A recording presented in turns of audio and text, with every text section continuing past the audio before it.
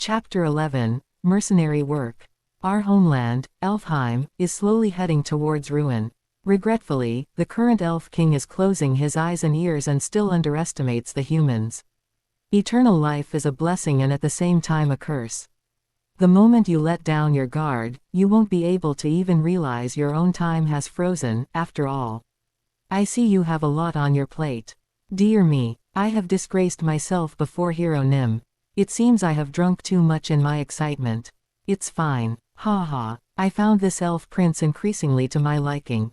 Level, looks, ability, insight, philosophy, manners, there wasn't a single fault in him to be found.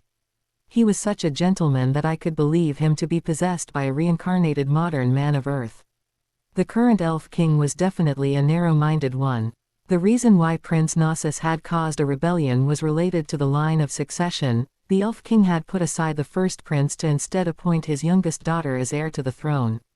Was Sylvia queen material? Absolutely not. She hadn't studied governance at all, which was the virtue of a ruler, and she was always going out of the country as she was inclined to having fun. Her level was outclassed by middle-rank demons at the time she was appointed as the heir, and her personality was that of a cruel narcissist who would burn alive humans who approached her saying, "Hey pretty, have some fun with us."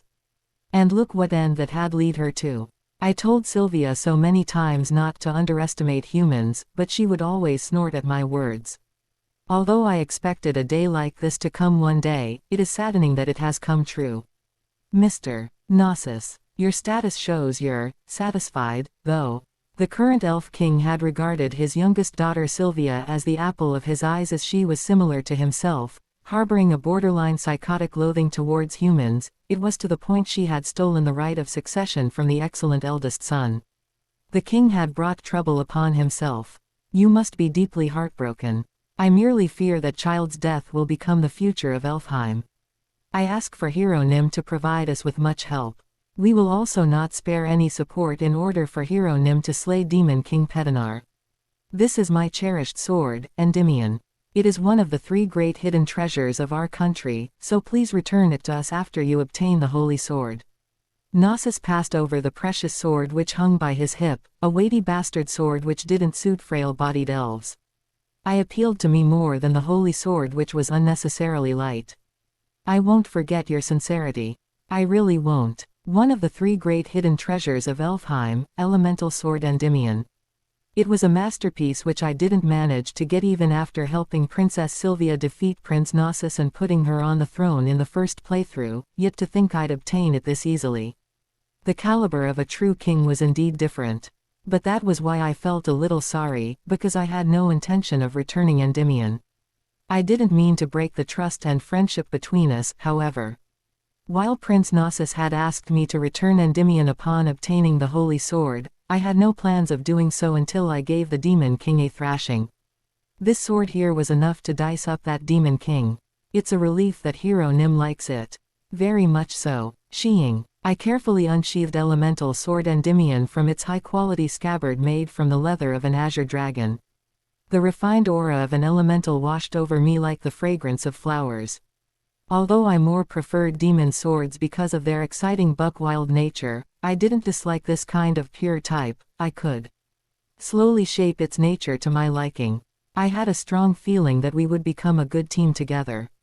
Right. Clatter. Elemental sword Endymion shook as if in agreement. How adorable. In any case, it seems Hero Nim has amazing strength. I thought you would have trouble lifting Endymion as a level 4. I've always been a bit strong, you see. I would expect no less of the Hero Nim, haha. Ha ha ha. I realized it in that moment. Prince Gnosis had roughly gauged my level. He might have even guessed that the human who killed his little sister, Princess Sylvia, was the hero. Had he handed over his country's treasure in order to test this speculation? He would be a truly frightening individual if that was the case. And how had he known I was weak to worldly desires? The envoy group set out on their return journey home right after our chat ended.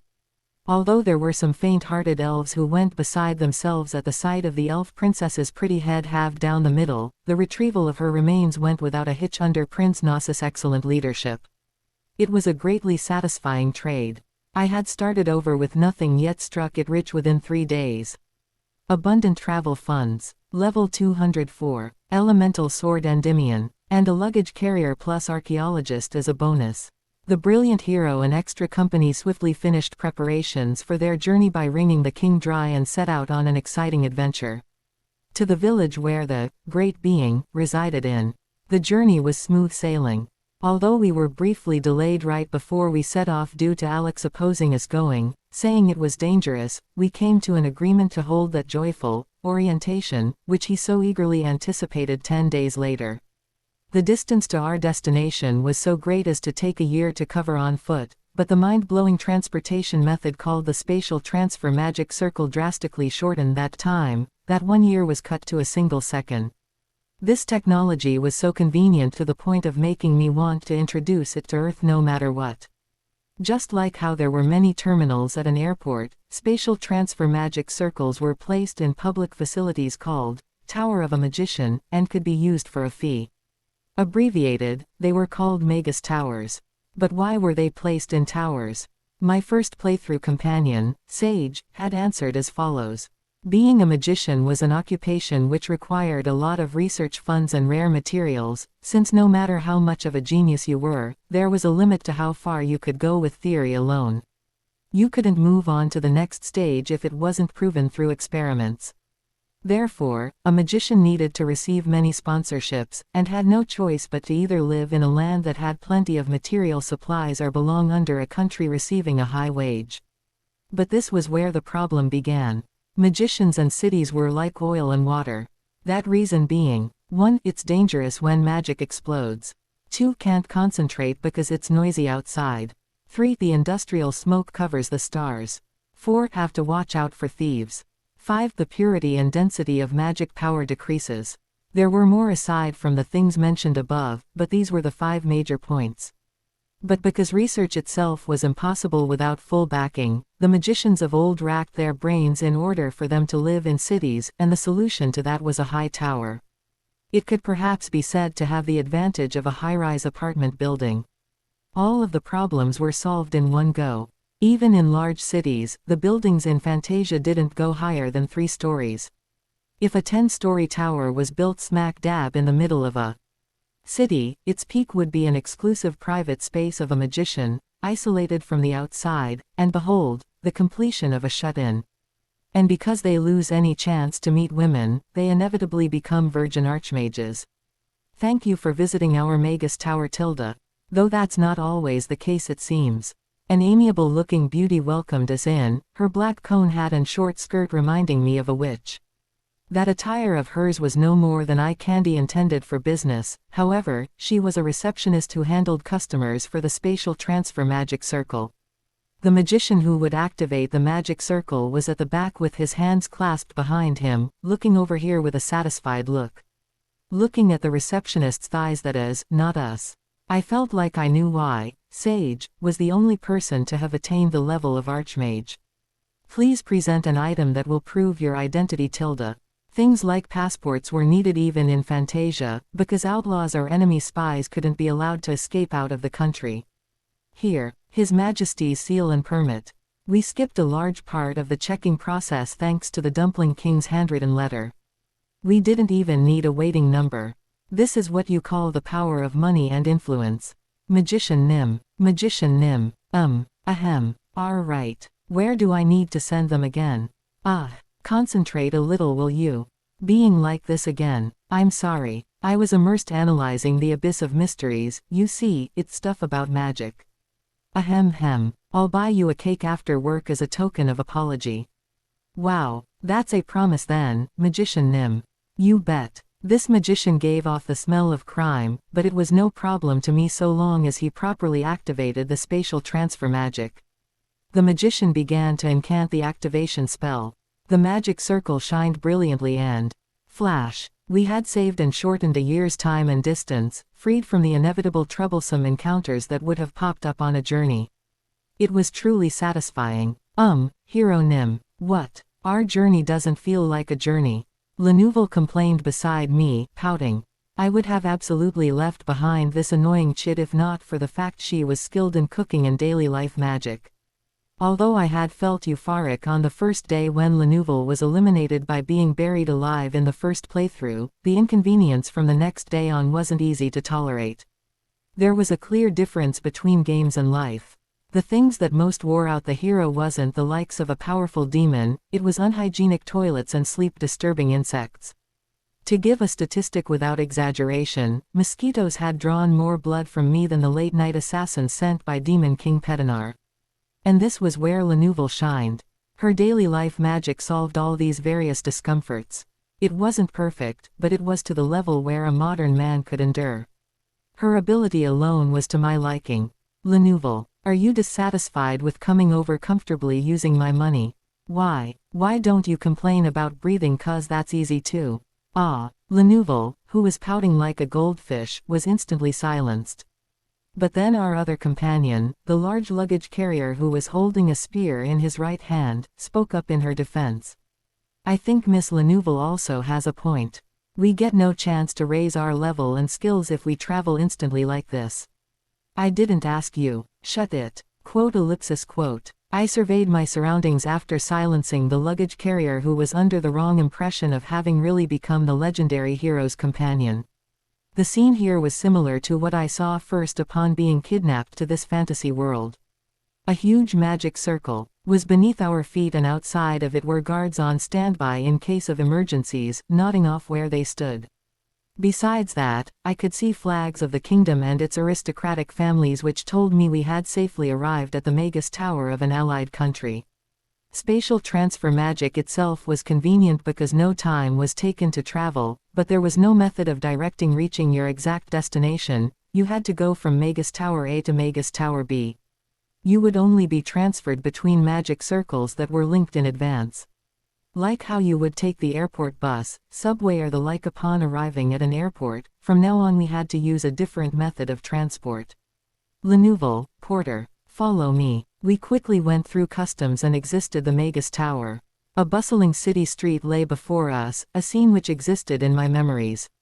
Hero Nim. I've been here before, so I know the way around well. The mercenary agency is that way. Lenouvel pretended to be knowledgeable. As an archaeologist, she was a wayfinder who had gone to all kinds of places. She was familiar with all the cities and landmarks in the middle continent of Fantasia. But in response to her indication, I said flippantly, why would we go there? Well, that's because there might be a merchant caravan heading near our destination. We can help out in business, we'll also get a free ride on carriages, we can defeat bandits, raise our reputation, make money, get to know people, raise our level, take night watch together. Lenouvel rattled off a list of the pros to being a mercenary. We have no time to spare on such a worthless part-time job. Part-time. There's something like that. I turned down her suggestion. Moving together with a merchant caravan loaded full of goods would slow us down. There was no reason to help out somebody's business just to earn a pittance. That, and I didn't want to hang around filthy mercenaries either. Why? We're not in a hurry. Who knows when the resurrected Demon King will attack us? Can you still say that we're not in a hurry? I wasn't at all pressed for time. That gentleman of a Demon King would wait a whole 10 years for me, though Lenouvel didn't know this truth. That. Understand. Even if you don't, shut up and follow me. Okay. We safely arrived at our destination. We didn't hear anything like a desperate cry for help from a merchant caravan that had fallen into danger on the way. It was just my imagination. The village before us looked just as I remembered it in the first playthrough. This journey had taken 2 days, perhaps. And Professor Morals, who had given me advance warning, had come as well. Sigh, how could a hero avoid adventuring? A rolling stone gathers no moss. Please do not abuse your hero's EXP 500% perk and raise your level through normal adventuring. Starting with a lecture right off the bat, and saying to my face to roll like a stone to boot. Perplexed. I did not mean that as a curse, so you would unconditionally suffer. They say the heaviest burden to a traveler is an empty pocket. Having set out on a journey, should you not achieve something? That's reasonable. If it's achievements, then there's going to be some starting now. After entrusting our exhausted steeds at the village inn, we headed towards the village chief's house where the great being resided at. Upon arriving there, I knocked on the door as I called out courteously, "Master Malong. This unworthy hero requests for your teachings." Chapter 12, Master Malong. Creak. The door was cautiously opened a crack along with the sound of its rusted hinge, and a freckled girl poked her head out to ask me a question. "Who are you to be looking for our Malong?" It was the daughter of this village's chief. Although I had gotten along rather well with her in the first playthrough, a trip back in time didn't suit a normal person like me. After all, even the good memories made with good people would all become illusions. The village chief's daughter was far younger than I remembered her. She was now a sweet little girl, not a respectable lady. This was only natural since I had met her 9 years later from now in the first playthrough. She was a married woman at the time and was always hugging her infant son. And, wobble wobble tilde, the perpetually wobbling, great being, was also with her, hugged tight to the girl's chest like a pillow, instead of the infant son who would later be born. Lenouvel, who had peered over my shoulder on tiptoes to take a look, murmured dazedly, "The great being is a slime." Slime. A jelly monster which appeared in countless fantasy games. These slimes which looked like round steamed buns were lumps of express most commonly encountered even in this fantasy world. They lived wherever, ate whatever, and their reproductive ability was excellent as well.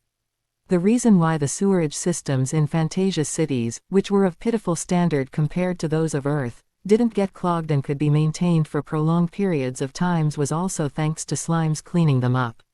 I said to Lenouvel in a serious tone, "Don't look down on it for being a slime. This personage is no ordinary slime." Yes, that's right. Malong can wobble. It was just as the girl had said. Ordinary slimes jiggled, they couldn't wobble like this great being. Lenouvel, your eyes are rot. No, never mind. It should be faster to show you rather than explain. Little miss, can this big brother here hug your cute and lovely friend for a moment? I only need just a brief moment. I was dressed splendidly like a noble as usual. The sharp-witted girl shot a furtive glance towards the village chief and his wife, who were watching us with bated breath from the back, before giving a reply. "You won't harm our Malong, right? I promise." I carefully received the great being. Wobble wobble. The great being violently wobbled as if being wary of me, a stranger, but it soon calmed down as the girl comforted it with caressing touches. Wobble wobble. Hugging the great being, I closed my eyes standing as if to meditate. I serenely felt that wobbling sensation. Yeah, this is the feel. The slime was the most perfect living organism that I knew of. It could freely undulate its jelly-like body, eat anything without discrimination and digest it quickly. The most surprising thing about it, however, was that it had no brain, and yet it was capable of expressing itself in a wide range of manners, jiggling all the while. This meant it was a spiritual kind of existence that wasn't confined by its body. But on the other hand, what of humans? Their movements were restricted apart from certain movable joints. It was impossible for them to play dead like a lizard or sever a part of their body to run away. Their body when aged didn't recover. There were many kinds of animals they couldn't eat, they couldn't even dare to think of consuming rotten or contaminated food, and their body would malfunction if they didn't drink water for even a single day. Humans were extremely imperfect creatures. Wobble wobble tilde. Therefore, we needed to study. That's how humanity had survived until now, and that would remain unchanged from now on as well.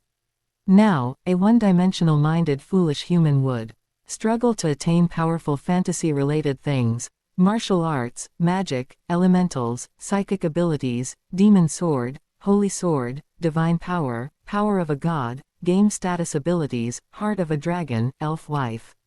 But I thought differently. The power of humans originate from nowhere else than science. The advancements made by humanity on Earth confirmed that fact, breaking the boundaries of Earth and stepping into the cosmos. A majestic notion that can't even begin to be imagined from a fantasy worldview. There are no Murim experts who battle on Mars, are there? In other words, science is a study that had different boundaries. This big brother will show you something fun. There are people who look down on fitness trainers, but the diet and training planned out by those trainers aren't based on the occult, but on science. It is a refined study, a science of health. It fundamentally boasts high efficiency as well as improvement of beauty, and helps lessen the negative side and after effects of overexercising. What I was about to do from now was the same. Automatic system control. All living things live because they can't die. To give a very simple example, no matter how we desperately beg, I want to die. At the end of a horrifying torture or despair, our hearts wouldn't stop beating. It's my body yet it won't act as I want. This is because of an automatic system. In fancy talk, it's called the autonomic nervous system. This nervous system works to maintain the homeostasis of basic bodily functions such as respiration, metabolism, body temperature, digestion, secretion and reproduction. Getting aroused at the sight of a pretty woman, salivating at the smell of something tasty, heart pumping when you exercise a lot, these subconscious behaviors are all influenced by the autonomic nervous system. What would happen if this system disappeared? The instant it did, you would die as your heart and lungs stopped as if somebody had ordered, freeze. And that is why all living things couldn't control their autonomic nervous system as they pleased, except for the slime. Hero Nim's muscles became bulging. Goodness. Hero Nim, what kind of balance is that? Slimes knew how to control their entire body as naturally as breathing. It was such a natural thing that they weren't capable of teaching others how to do the same. However, there are always exceptions. Wobble Wobble. This great being alone, who wobbled all day long, could tell the method simply as it wobbled adorably. It wasn't as if it wobbled intentionally, but that's how much its wobbling contained the fundamental rhythmic movements unique to slimes. I didn't learn it seriously in the first playthrough. Because my mind and body had been exhausted to the extreme after spending 9 years adventuring in Fantasia, I had realized late just how great an existence Master Malong was. It was going to be different this time, however. I was ready to learn in this second playthrough. I accurately understood Master Malong's teachings and engraved them in my soul. Thank you, Master Malong. Wobble Wobble. The great being wobbled left and right as if it didn't know at all the reason for my thanks. I could understand that, seeing as I had learned this technique of my own accord. Customizing. It was impossible to learn it through theory in books as you would with magic or martial arts. There was no other way than to personally feel these rhythmic movements yourself and realize it, you just had to wobble hard. You might ask, how do you describe this? The answer would be that it's a profound study that can't be explained with words or writing. Hero Nim, how did you do it? Asked Lenouvel with sparkling eyes. I firmly pushed away Lenouvel, who was acting cute in a low-key manner and trying to cling onto my thickened forearm, and asked in return, have you heard of growth hormones? What? Never mind if you don't. Endocrine glands are the organs which regulate hormones such as the pineal gland, hypothalamus, pituitary gland, thyroid, parathyroid glands, adrenal gland, kidneys, pancreas, ovaries, testicles and so on. The hormones secreted by these endocrine glands control bodily functions. The growth of people were also influenced by these hormones. Growth hormones are secreted from the pituitary gland, and it promotes the production of insulin-like growth factor 1 (IGF-1), which increases the growth cells of bones, cartilage and the like. These two hormones were not only related to the enhancement of muscles, ligaments and tendons, but even in breaking down fat, which is the raw material for hormones. The secretion of hormones are normally stimulated through anaerobic exercises. But what if this could be freely controlled? Ripped and ready, you'd easily be able to create an awesome body. One that's to your liking, that is. Race, Archhuman. Level, 204. Job, Hero Express 500%. Skills, Interpretation A. Murder B. Physical Strength C. Agility C. Resistance C. Status, Growing. A bit of time would be needed in order to raise the skill ranks to their maximum, but it was literally only a matter of time. I only had to wait from now on. Baffled. This is the fruits of your journey. I cannot understand even after seeing it. A slime being a great mentor. This is the first news of its kind. The hard shell of an almond needs to be removed in order to obtain its seed. Who would put in the effort if you could gain skills without trying? Professor Morals, why are you asking me that? Whether other people rolled to the left or right wasn't of my concern. And shouldn't one speak the facts correctly? As someone whose 10 years of effort vanished into thin air due to an unwanted trip back in time, nobody had the right to talk about effort to my face, even if that may be a god. Quiet. Yes, you were right on that. I sincerely apologize on behalf of all the teaching staff. Student Kong Han Soo is the first to achieve S grade in compatibility, though your F grade in character is also a first. Even though you were disqualified, it is true that we trampled over your amazing efforts under the pretext of a re-examination. I shall not argue right or wrong on this topic from this point on. Once again, I apologize. Ah, okay. To think Professor Morals apologized. Laughter. To learn from your mentor, to learn more from your companions, and to yet further learn from your disciple, this is the principle of the world. And yet I had forgotten about this for a long time. How could I not, seeing as a re-examination due to F grade in character is unprecedented throughout our school's history. Student Kong Han Soo, thank you. Professor Morals took his leave after throwing me an insult-like compliment. He said he would come find me at an unexpected time. Wobble wobble. Ah, shoot. Sorry, Master Malong. I hurriedly returned the great being, who was wobbling in an irritated manner, to the village chief's daughter, and then gave her a generous reward as thanks. Surprised at the sum of money, the village chief intervened. Sir, there's no need to give so much. It's fine. If it really bothers you that much, then take good care of Master Malong's meals. That will be enough. I had just completed my objective in spending 2 days coming to this remote countryside in the northwestern corner of Fantasia's middle continent. I had obtained the power of science. This wasn't a skill, but a technique.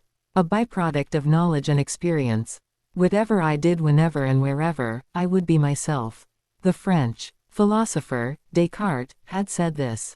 Cogito, ergo sum. I think, therefore I am. This fantasy world was questionable, and in reality might even be just a crappy dream. But I couldn't deny my own existence as well. See how I was capable of thought like this. Even going back in time couldn't affect this. Hero Nim. I want to hug Malong as well. Me too, ahem hem. Lenouvel and Porter mimic me, unable to contain their curiosity. I waved my hand as I let them do as they liked. There was no reason to stop them at all, after all. Merely, I felt a little apologetic. Wobble wobble. The great being's suffering began. Master Malong, please endure it a little even if those fellows are bothersome. Come back before it gets dark. I only told Lenouvel and Porter to come back to the inn after having touched Master Malong to their heart's content, if they were still alive by then, that is. The reason for this is that a human who doesn't even have a notion of the autonomic nervous system will 100% die upon realizing Master Malong's teachings. That human's heart and lungs would cease working and they wouldn't even know why. It could perhaps be described as falling into water without a plan. The victim would flounder about before suffocating to death. But anyhow. Race, arch-human. Level, 204. Job, Hero Express 500%. Skills, Interpretation A, Physical Strength B, Agility B, Resistance B, 5 Senses B. Status, Awakened. The ranks of my skills were evenly increasing in an explosive manner to a level beyond my constantly evolving body. The incomplete version of Master Malong's teachings were amazing enough to give the Demon King a good pummeling, but the complete version was exhibiting an efficiency far beyond my expectations, an extremely welcome thing for me.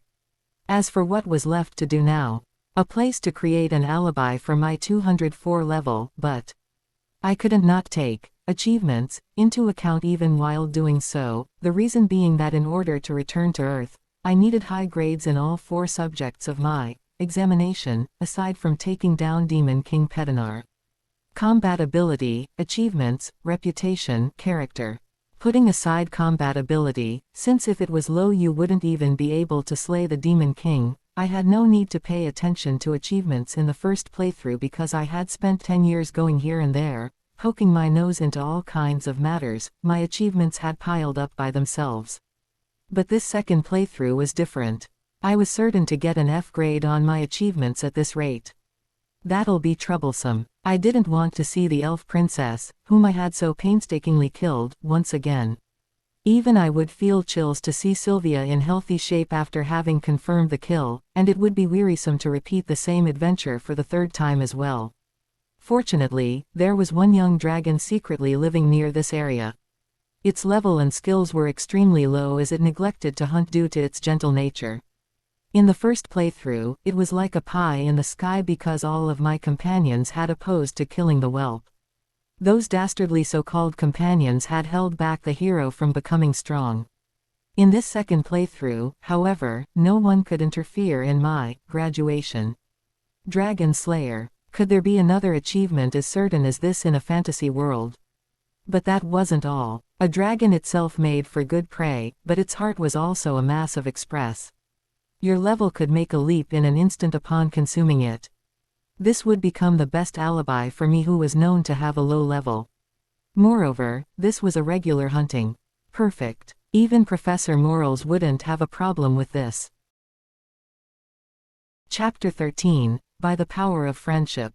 We stayed a night at the village inn.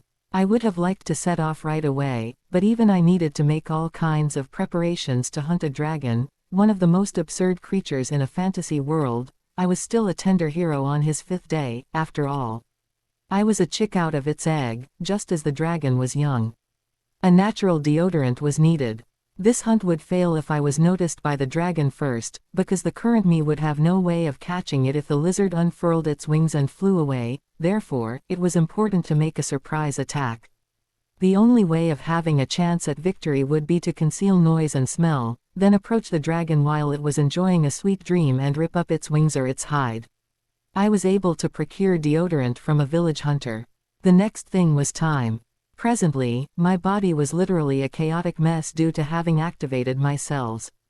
I was in the middle of recovering my body to how it was in my prime. The enhancement effect of having reached level 204 had accelerated my muscle development, but attaining an S rank in skills wasn't easy even with the hero perk. Still, it shouldn't take too long to achieve since I had done it once before. The biggest problem was yawn. The fools who had been continuing to yawn from a while ago was extremely bothering me. Lenouvel and Porter, who had deeply fallen for the wobbling great being's charm, had actually come back late at night to immediately drop dead asleep on their beds. Regretfully, they weren't able to learn a single thing, otherwise, they would have dropped into their graves instead of their beds. And the next day morning, they had begun to nod off drowsily. Hey, you don't have to follow me. I planned on beating the dragon to submission by myself as, after all, Professor Morals was sure to lecture me if these two happened to die an unnatural death by participating in the hunt. No, it would be fortunate if it ended at a lecture. Putting aside Porter, archaeologist Lenouvel was a celebrity. What would happen if rumors got out that she died within 5 days of entering the hero's party? My reputation would hit rock bottom. It would be putting the cart before the horse if my reputation fell while trying to raise achievements. It would be better to chase them off in advance so they couldn't loaf about nearby, if only to prevent that tragedy. However, it wasn't going smoothly. It's because I think Hero Nim would abandon us and go off on your own. I think the same as Miss Lenouvel. The fools stubbornly stuck to me like glue. Though they would have had a little more persuasiveness had they wiped off the sleep in their eyes. I shrugged. Don't regret it. Nearby the village was an extremely ordinary forest. Rabbits, deers, foxes, pines, azalea, webworms, mosquitoes. In the first place, the village couldn't have even been built if the forest hadn't been ordinary. However, a little further in the forest was a colony of orcs. Orcs. Translated to Korean speak, they could perhaps be called pig demons. However, they merely resembled pigs because of their flat noses. They were in no way genetically related to oinking swine. And forget being fat, they had the muscles of a bodybuilder. Being a purely foreign word, they were just orc, even in English, though it would indeed be a laugh to call them pig demons. TN, this paragraph may be confusing due to the Korean perspective. Gugu, cuckoo. The majority of monsters including orcs used a primitive language and so interpretation didn't work. In fact, they couldn't communicate even among themselves, so they mainly used body language. The reason behind this is that their lifespans are extremely short. And they are born without a home environment. They multiplied in droves like hunting dummies in a role-playing game. The condition for their appearance is a clean region with concentrated mana, which is why they were rarely born in cities or villages. To sum up their existence simply, they were an infinite express supply. Hero Nim. It's an orc patrol team. We'll help out as well. The Muppets were about to go forth, one wielding fire magic, one wielding a spear, blatantly trying to steal my express. This is why companions are unnecessary. Stay out of it. Sheeing Tilda. I unsheathed the elemental sword Endymion from its azure scabbard, which was wrapped in pure white cloth. The orcs who saw the brilliant gleam of the blade flinched and trembled. Their survival instincts had perceived the danger of this sword. My current level was 204. It would be difficult to hunt even the weakest of dragons, but that was something I knew from the start. This was why the orc colony located on the path to the dragon's hideout was important. I planned on raising my level here a bit. Race, Orc. Level, 51. Job, Soldier crowding, Combative spirit up. Skills, Patrolling E, Spearmanship F, Stamina F. Status, Agitated, Wary. Level 50, the standard of a page who dreamed of becoming a full-fledged knight of some affiliation. The skills of an orc are so pathetic that a knight would win by a landslide if they were to actually fight, but there is a chance they'd end up losing their life if careless. This is because of their racial characteristic. The orcs, who only had males among their race, had greater physical abilities than male humans in all aspects.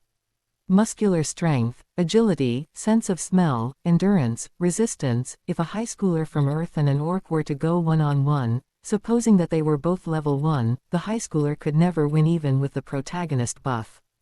Tutu. Babu. Was it perhaps because of the skill taunt I learned back at the black market while hunting elves? The orcs chose to fight bravely despite being frightened out of their wits. I only felt thankful for this. The orcs' average level was low because they were a patrol team. But still, as they say, little drops of water make the mighty ocean.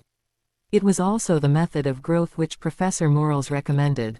There were 14 orcs in total, a number that was just right for a light workout.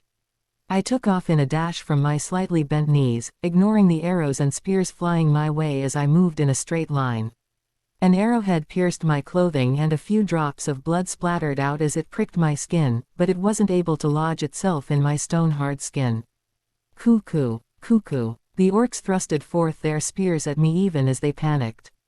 Their choice of action wasn't a bad one to stop a charge, but my weapon was much too powerful for their crude spears to defend against. Elemental Sword Endymion. This was a weapon capable of slaying even Demon King Petinar. With high-ranked skills and the strength of a level 204 on top of that, it was possible to steamroll over the orcs before me. Chop. Slicing their weapons and chop. Slicing off their heads too. There was no need for anything like flashy swordsmanship or footwork. I ran wild among the orc team patrol while only being careful of my eyes and ears. Defending as for dogs or rats. Not there, you demon. There was no need to dodge. Torn skin would get better with some saliva, and clothes could be newly bought as well. It was a foregone conclusion that my clothes would disappear if I fought a dragon, so there was no need to feel regret for them. The important thing was efficiency and skill development. Race, Archhuman. Level, 205. Job, Hero Express 500%. Skills, Endurance A, Physical. Strength A, Agility A, Resistance A, Regeneration A. Status, Berserk. My endurance rank had shot up after having endured the orcs' attacks with my body. I knew some friends in the past who liked to fight elegantly without getting hit, but a feeble body was just a good express ticket. Dodging machine gun bullets was only possible in movies. In reality, it was often the case that an arrow would find its mark on your buttocks from far away, and this was why it was necessary to train your sphincter. My ass is a bit sexy, isn't it? Woo woo. The orc archer who had been continuing to blatantly aim for my rear from a while ago turned around and began to run away quickly. It was the last remaining one. Lenouvel swiftly conjured lightning using magic and shouted, "Hero Nim. I'll deal with. Leave it. Why? So that the orc colony will gather in one place. It'd be a hassle and take too much time to go around hunting them down one by one." I was currently drenched all over in the green blood of orcs. I would have been able to get less blood on me had I fought a little more carefully, but this was the most effective way of hiding the smell of a human from the pig-nosed orc's sharp sense of smell. I sprayed the deodorant bought from the village on top of the blood. Preparations complete. We followed after the footprints left by the orc archer that fled. Even though my level is way higher than Hero Nim's. Even though I wanted to show you my spearmanship. The pair of Muppets constantly grumbled while walking through the forest. From the gist of it, it seemed like they were discontent at not being given the chance to take down the orcs together, going on about also being respectable companions of the hero and whatnot. I abruptly stopped in my footsteps. Wah, what is it? Lenouvel ducked her head, acting cute. It seemed like she did feel bad about all the complaining. I'll explain the plan to you guys from now. We'll surround and wipe out the orc colony by the power of our friendship. Their estimated numbers are 5,000. You only needed to watch out for the level 400 chieftain, level 300 sorcerer, and level 200 champion. Any questions? Me. Lenouvel raised her hand suddenly. I nodded at her, urging her to quickly ask. When will reinforcements arrive? What reinforcements?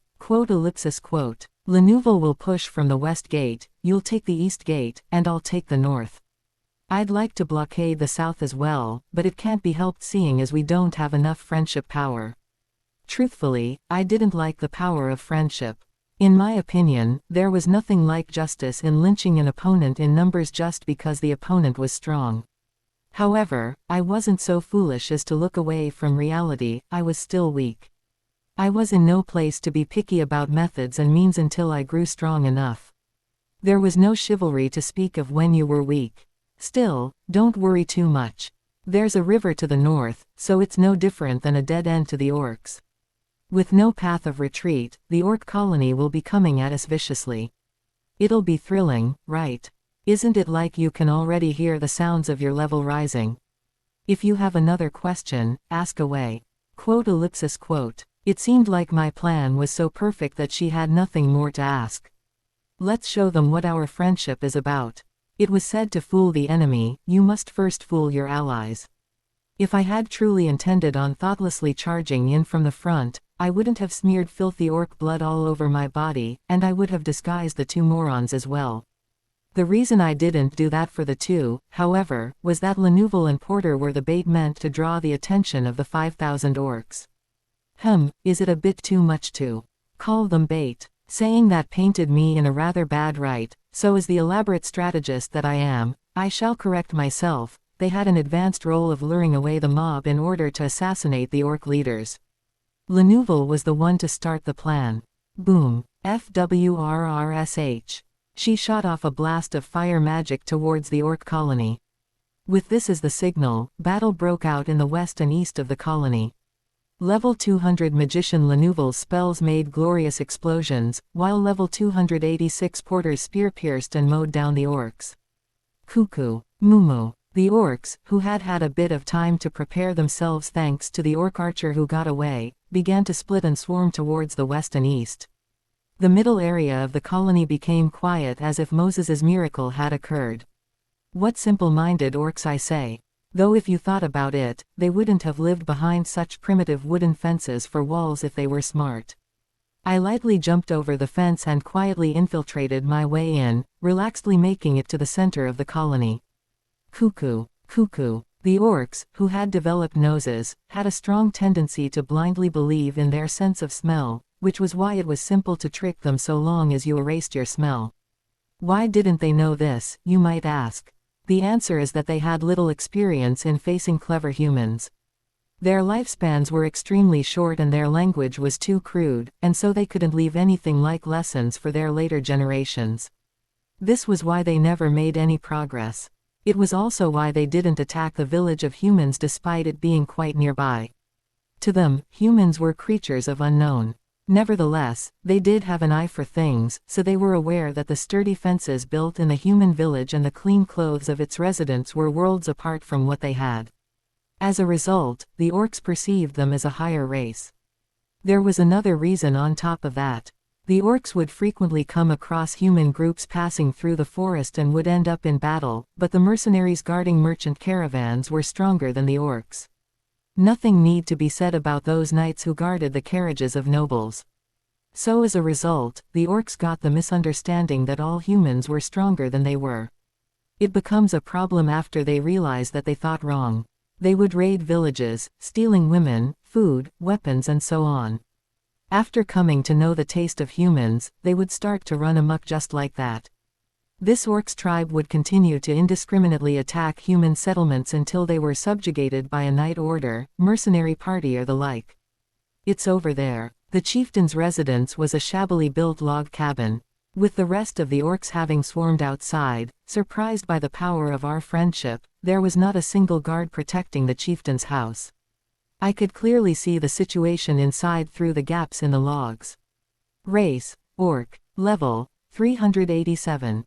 Job, chieftain. Leadership equals tribe up pointing arrow. Skills, throwing B. Leadership C. Hand-to-hand combat D. Resistance D. Stamina E. Status, agitated. Was it perhaps because I had come 9 years early? The black-skinned orc chieftain's level was significantly lower than I remembered it to be. And what was with the pretty elf pressed under its large body? Hoo-hoo, hog, sob. It seemed like they were preoccupied with the union of the two races. Do I have to come back later? Chapter 14, Dancing with an Orc. Yikes, look at me being all distracted. I got the feeling I knew why people got addicted to voyeurism. The muscular orc's technique wasn't anything to joke about. What lay before me was the volcanic eruption of sexual frustration of a male-only race, namely orcs. The moans and cries of the cowering elf added an extra level of intensity to it all, to the extent that I felt sorry about interfering, but... Crash! I slashed through the logs of the cabin and charged in.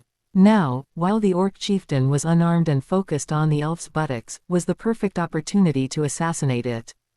Cuckoo! The startled face of a black pig greeted me. However, the orc chieftain's level of 387 wasn't for show. Just as Alex had the other day, the orc's response was extremely fast due to its superior physique. Despite having noticed late the surprise attack, it grabbed the iron sword which had been placed nearby and swung it at me. Slash! However, there wasn't so much as the clashing noise of metals. This was the difference from the time with Alex.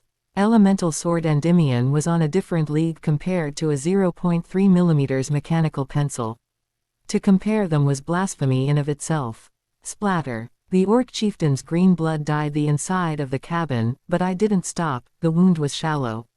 I didn't feel the blade cut bone. Elemental sword Endymion's cutting ability was outstanding without a doubt, but it wasn't to the extent of being able to cut a level 387 orc's bone like air. Goo-goo, voo-voo. The other orcs, surprised by the sound of a pig being murdered in the cabin, came rushing over. I had wanted to deal with the matter quietly, but I wasn't able to exhibit the skill at my prime which had been perfect enough as to massacre my companions in one breath in the first playthrough. Low skill ranks, level, physical ability, equipment. The reason for my failure was rather mixed. The need to grow stronger than I was now grew ever more pressing. Become my express. I ignored the orcs coming at me from behind. A level 300 sorcerer's attack was somewhat threatening, but it couldn't be compared to the chieftain who could recover from its wounds in no time. I kept my eyes fixed on the orc before me. Grip. Taking one heavy step forward with my right foot while pressing down on the big toe, at the same time I threw out my right arm and stabbed Endymion at my opponent's heart. Tutu. The orc chieftain retreated in an attempt to dodge, but ended up tripping over with a crash. Unsightly though it may have been, it had certainly managed to evade my decisive stab. But what are you gonna do next? Someone who had fallen down couldn't do anything. Kayak. Correction, there was one thing. The orc chieftain grabbed the slender ankle of the elf whom it had been sharing intimacy with and pulled her before itself. Having seen through its simple thoughts, a wry smile escaped my lips.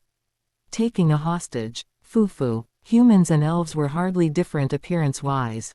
The majority of elves could be easily distinguished by the shape of their ears, but orcs distinguished between the two races by their sense of smell. But here was where the misunderstanding lay. I didn't smell like a human as I had covered myself in orc blood. The pretty elf's body odor unique to her race had also become faint after having skinship with an orc. In short, the orc thought the elf and I were kin. Still, it knew how to use its head pretty well for an orc. PRRK. But that was all it was capable of. Elemental sword Endymion's sharp sword point pierced the elegant chest of the elf, digging deeply through the bruise and wound-covered skin. PRRK. And penetrating through her back, the sword impaled the orc behind her as well. Gu. Sword lodged in its throat, the orc chieftain looked at me with eyes full of puzzlement. Apparently, it had previously had some fun with this method. However, hostages don't work against me. Any ties in this fantasy world was no different than dirt to me. I wasn't curious in something like the circumstances of an elf who ended up in an orc colony. Thank why. The elf thanked me right before she breathed her last. It seemed her partner hadn't at all been to her liking. I was a little thankful to her too. Race, elf. Level, 892. Job, tamer taming express up. Skills, breeding S taming A empathy B foraging C elementalism D. Status, cursed, sprained, fatigued. The levels of the elves I was coming across these days were all formidable. And they gave loads of express. Around this time in the first playthrough, I had gotten a savage beating from Alex and was spiritlessly going about the royal palace, not even aware that precious chunks of express were leaving the world even then. This is why information is important. Was it just a coincidence? This tamer was somehow similar to the elf I had kissed back in the black market. Pretty elf, around level 800, cursed by a demon. There were a whole 3 commonalities between now and then. Although I had poked my nose into all kinds of places in the first playthrough, I didn't have information regarding these kinds of characters who died early. Well, whatever. I had still busted the Demon King's ass well enough even without knowing. Then it's fine, isn't it? Digging into secrets would only get me involved in troublesome matters and have my time stolen. My adventure was all that mattered. Just like the refrain of this song. You. Orky, have you heard of the Song of Chungson? You, how ignorant. I had killed a level 387 orc chieftain and a level 892 elf tamer, and my level had once again begun to rise like mad. It was no problem even if several orcs jumped me. First, the level 296 sorcerer. Cuckoo. I directly took on the ball of fire blasted at me from close quarters by the sorcerer with my body, continuing to charge onwards, and collected a pig's head as compensation for the burn. Thud. It sure rolled refreshingly. Come at me, friends. Cuckoo. I had originally planned to end this matter with an assassination, cautiously, but that became unnecessary after I hit the lottery level 892 elf. I had better quickly deal with this orc colony and move on to the next stage. I feel like I'm forgetting something. I remembered what it was. Hero Nim Tilda, please save us Tilda. The Muppets, who had been surrounded by orcs, were still hanging in there. Putting aside companion No One Lanuvel, it came as a big surprise that Porter was still alive despite him dragging his feet. I didn't dislike that spirit of his, however. What a fuss. Wait a little. I used Endymion to counter the pincer attack of 3 orc champions around level 200. It wasn't an exchange of blows which involved amazing skill. You take a blow, I'll take one too. But while I was fine, the orc champions lost their heads one after another. I could feel myself growing stronger with each passing moment. I had a good momentum going. Hero Nim Tilda. Ignoring Lanuvel who was coquettishly calling out for help, I decided to first save Porter who was unyieldingly enduring with a spear in hand. Moving towards the group of orcs surrounding him, I ignored their crude spears and blades and dived in. The orcs standing in my way collapsed row after row like bowling pins. I felt as if I had returned to my prime just a little, though the average level of the bowling pins were 1/10 of what I faced back then. But this was enough for me right now. Thank you. I survived because of you. Hero Nim. Pant. Porter. Yes. Why did you hang in there so tenaciously? It wouldn't be strange for Porter to die this instant in his current shape. He had followed my rash order to charge into a colony of 5,000 orcs without complaint, and had even endured like an honest fool, not fleeing until I came. I couldn't understand why. Hero Nim is the one who freed me from the shackles of a slave. My life was yours from that moment on. That's all. Does there need to be more reasons? Erg, I can't take it anymore now that the tension's left me. I am sorry. I will rest for a little. That said, Porter threw himself onto the ground and with his mouth wide open, not caring whether dust got in or not, he soon fell asleep. He even started to snore. I couldn't help but to smile wryly. Acting like that even though orcs were swarming about us. A real funny one you are. There were certain words I had wanted to hear from Fairy Queen Sivila, but never had I expected to suddenly hear them from Porter whom I had been treating like air. This party might not be bad. Hero Nim. My mana reserves all empty tilde. Quote ellipsis quote. Nope. The power of friendship is annoying after all. Hunting down 5,000 orcs also took work. Even if you were to kill one per second, it would take a whole 84 minutes to finish. 28 minutes if the work was shared among 3 by the power of friendship. However, I quickly massacred the lot of them almost by myself. It would have taken even less time had the orcs not scattered out of fright. Cuckoo tilde. The last orc fell down in an unsightly manner. It would have been convenient if they had attacked me with burning vengeance, like elves who were all about amity would have done, but orcs didn't even have the least bit of loyalty in their bones. The moment they judged there to be no chance of victory, they would run without even looking back. It was the natural course of action seeing as they had no family to protect. Gurgle gurgle. The corpses of the orcs melted and sank into the ground, one after another. This was what happened when a monster born of the power of nature lost its strength and returned to nature. There was only one case when their corpses remained, and that was when they died of natural causes and didn't become express. As for the elf from before, she's good magic material. Leaving her body to rot just like this or to become feed for wild animals would be disrespecting the dead. She would also be satisfied and be able to rest in peace if her body was converted into funds to keep up appearances for the great hero who would save humanity. Excuse me, Hero Nim. You weren't going to bury her. It seemed Lenouvel was speaking in tongues. Why should I? Because the dead elf is pitiful. Porter, who had woken up before I knew it, nodded as if in agreement. As I took the pure white cloth which had been covering Endymion and used it to wrap the elf's corpse like you would a mummy, I replied, I'll say. I'm going to use her body for the greater good because I feel sorry for her. And Lenouvel, you seem to be greatly misunderstanding something, but I'm the righteous hero. I wouldn't do something like cutting up a woman to sell her. Huh, what's with that surprised look on your face? Well, that's because. Lenouvel left her words unfinished, glancing about our surroundings. Hey, are orcs and elves the same? You two take the elf's corpse and return to the village, and contact Prince Gnosis. Do that and an undertaker will come with payment for the body. Ah, I expected no less of you, Hero Nim. Money was one thing, but this also made for a good excuse to get these muppets off my back. If they dragged their feet like this with orcs as opponents, it would be utterly inconceivable for them to go up against a dragon, thus, this was a good thing for everybody. Hero Nim, you can't run off on your own. We'll be waiting at the village.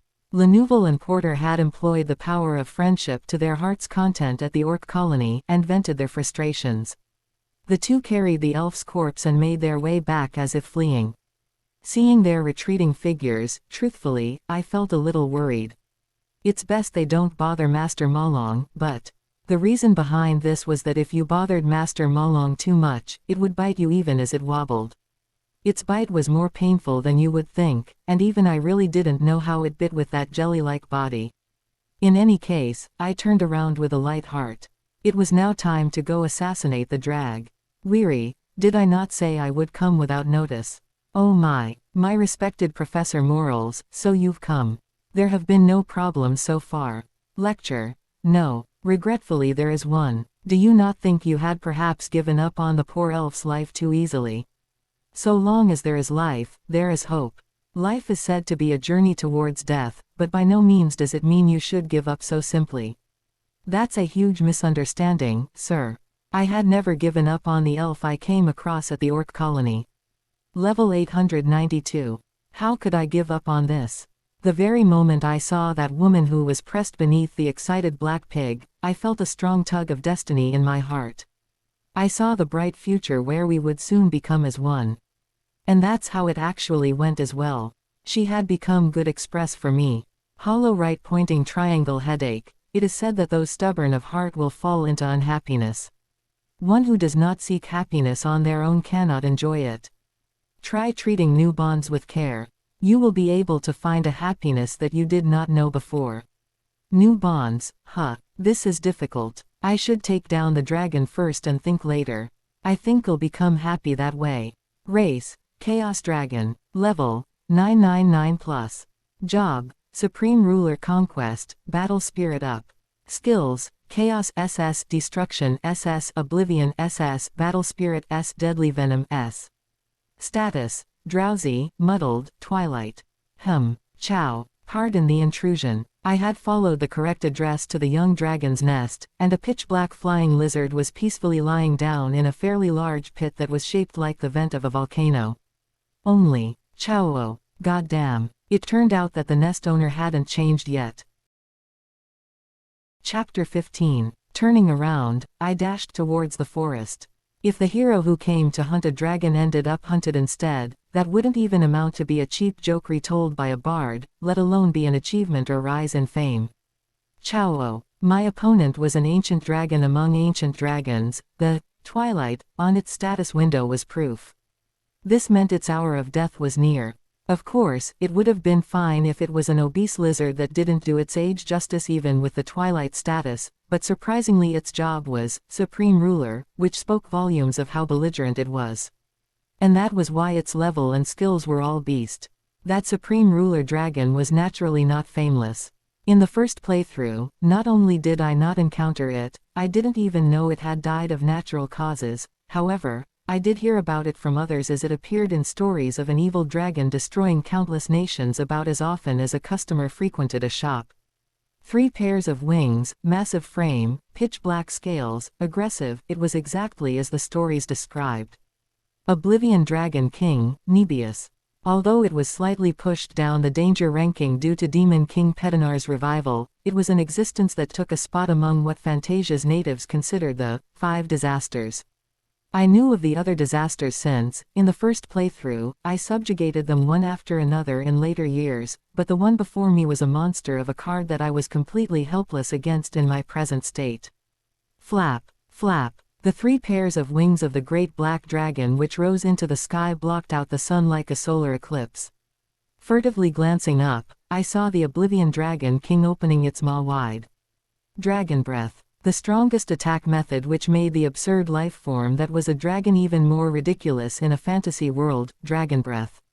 When it came to a Dragon King, the might of that breath was even more terrible than a natural disaster. Chow tilde tilde. Following a violent roar, the dark venom sprayed out of the Oblivion Dragon King's maw rained upon the ground like a waterfall. Splash. The deadly venom spread everywhere like a flood. All animals and plants touched by the dragon's breath turned black in an instant and died. It was no use even when those animals fled to higher places such as mountains or boulders, the poisonous gas emitted by the venom was extremely fatal as well. I managed to come out unscathed, however, the dragon breath had been off mark. Has its eyes gone bad with age? What pathetic accuracy. I ran in the opposite direction of the village. The Muppets I couldn't care less about, but bringing harm to the great being was the one thing I wanted to avoid. The appearance of the Oblivion Dragon King derailed my plans big time, but it wasn't to a despairing extent. Race, Archhuman. Level, 346. Job, Hero Express 500%. Skills, Endurance S, Physical Strength A, Agility A, Resistance A, 5 Senses A. Status, Developing. I had been wildly growing stronger even since I took out the orc colony. Although I still only had one S-rank skill, it was just as hard in the first playthrough to achieve S-rank as well. It was so hard that the general opinion was that A rank was as far as you could attain with just effort. But that didn't apply to me. Master Malong, thank you. My body was reacting on its own. When bacteria and poison invaded my body, the leukocytes produced in large amounts from the bone marrows created antibodies through phagocytosis to eliminate the antigens. When a wound opened on my body, the thrombocytes derived from megakaryocytes instantly formed a blood clot by clumping and stopped the bleeding. I didn't need the likes of healing and curing magic of a fantasy world. SS's. The darkened parts of my skin which was exposed to the poisonous gas returned to normal.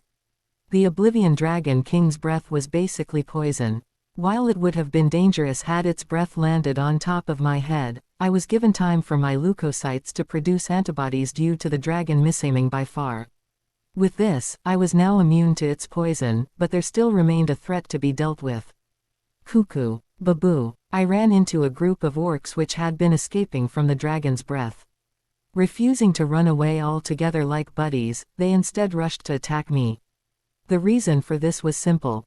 Covered in head to toe with deadly venom, I was an extremely threatening existence to the orcs, and that was why they were attacking to prevent my approach.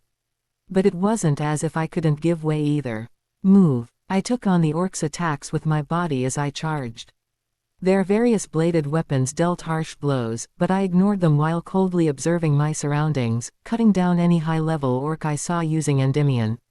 I was no pervert that enjoyed pain, and neither did I have great tolerance for suffering. I merely pushed onwards using the power of science. The endorphins would suppress physical pain. Normally, endorphin is only released in large amounts from the pituitary gland and hypothalamus during intense exercise or when under stress, but I had no such restrictions. Only, abusing this had to be avoided due to addictive sensation of ecstasy. It was a hormone that needed to be controlled in moderation. Woo tilde. Gettin' high baby tilde. Hoo hoo. Die. Die. Become my express. Nyahaha. Cuckoo tilde. During battle, the adrenaline released from the adrenal medulla triggers the blood vessels throughout the body to expand, thereby enhancing reflexes and bodily functions. In addition, adrenaline suppresses the digestive system and helps prevent being hampered by the related bodily functions. However, too much of this hormone is also dangerous. You could collapse from hypertension. How persistent. Chow. I continued to run, while the Oblivion Dragon King also continued to follow. When I saw a powerful monster half dead on its feet, poisoned by the Dragon King's venomous breath, I would sneakily approach and claim their life using Endymion. It was the ultimate team play. My level rose at an amazing rate, while my skills which had stopped at A rank broke through their limits and improved in all aspects. Nothing else needed be said. Ha ha, this is my first time getting carried like this. Chow. The good team that we were, we adventured across the lands of Fantasia through day and night. Nobody, no one, could get in our way. Demons, forests, heroes, monsters, night orders, mercenaries, cities, they were all swept away like the dust before a vacuum cleaner. It'd be great if tomorrow will be like today. How many days had passed like this without my being aware of it, I wonder. Even our friendship and adventure, which had seemed like it would last eternal, had a final stop. Our parting was as abrupt as our meeting. My dear partner, Oblivion Dragon King Nebius, was gracefully soaring across the night sky when it crashed headlong into the ground with a scream. Boom. At first I suspected an attack by the Demon King. Apart from the possibility of that sponsor of mine attacking out of envy for our terrific friendship, it was impossible for the strongest existence in a fantasy world, a dragon, to be brought down in one blow. But that wasn't it. Race, Chaos Dragon. Level, 999+. Job, Supreme Ruler Conquest, Battle Spirit Up. Skills, Chaos SS Destruction SS Oblivion SS Battle Spirit S Deadly Venom S. Status, Old Age, Dislocation, Sprained, Total Exhaustion, Twilight. It couldn't fool its age. It seemed even the strongest dragon was helpless before time. Its prolonged flight had pushed its spine and wings beyond their limits, and its body couldn't hold up as its stamina failed. As for me, on the other hand, race, Archhuman. Level, 903. Job, Hero Express 500%. Skills, Resistance SS Berserk S Physical Strength S Endurance S Agility S. Status, Good. I had grown fantastically strong. My level had approached the limits of what could be reached through hunting in this peaceful continent. If I wanted to break through level 999 from here, I absolutely needed the help of my sponsor, who possessed many demon minions that were packed full of express. Our adventure had ended at a perfect timing. If there was anything to point out, though, This might be a little fatal to my reputation. I unhurriedly took in my surroundings.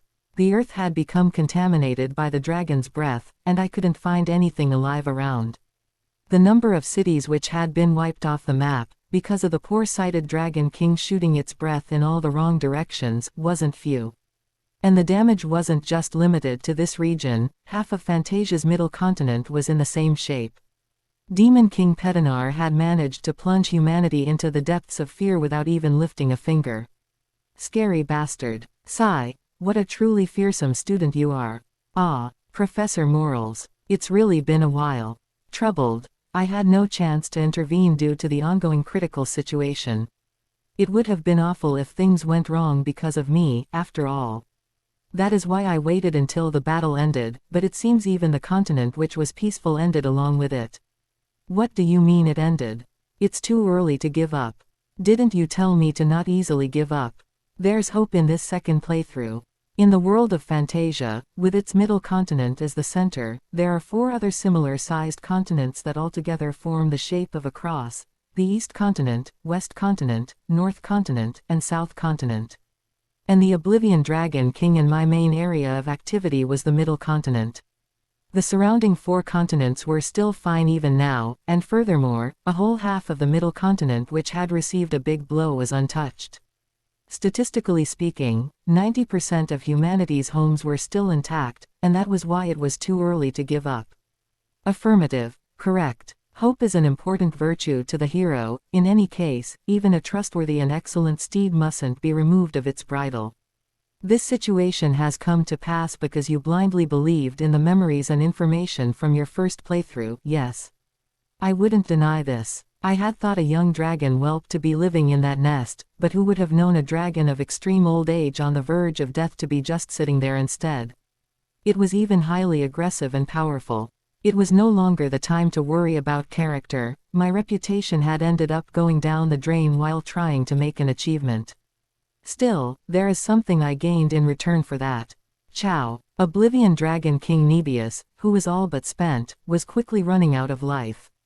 Had it given up chasing me in the middle and returned to its nest, or folded its wings to take even a brief rest, it would have at least lived for a year longer. However, this dragon had walked the path of the mighty until the end. It was the road it had chosen itself. Hey, are you satisfied? The Oblivion Dragon King hadn't lost its dignity nor its spirit even as it was dying.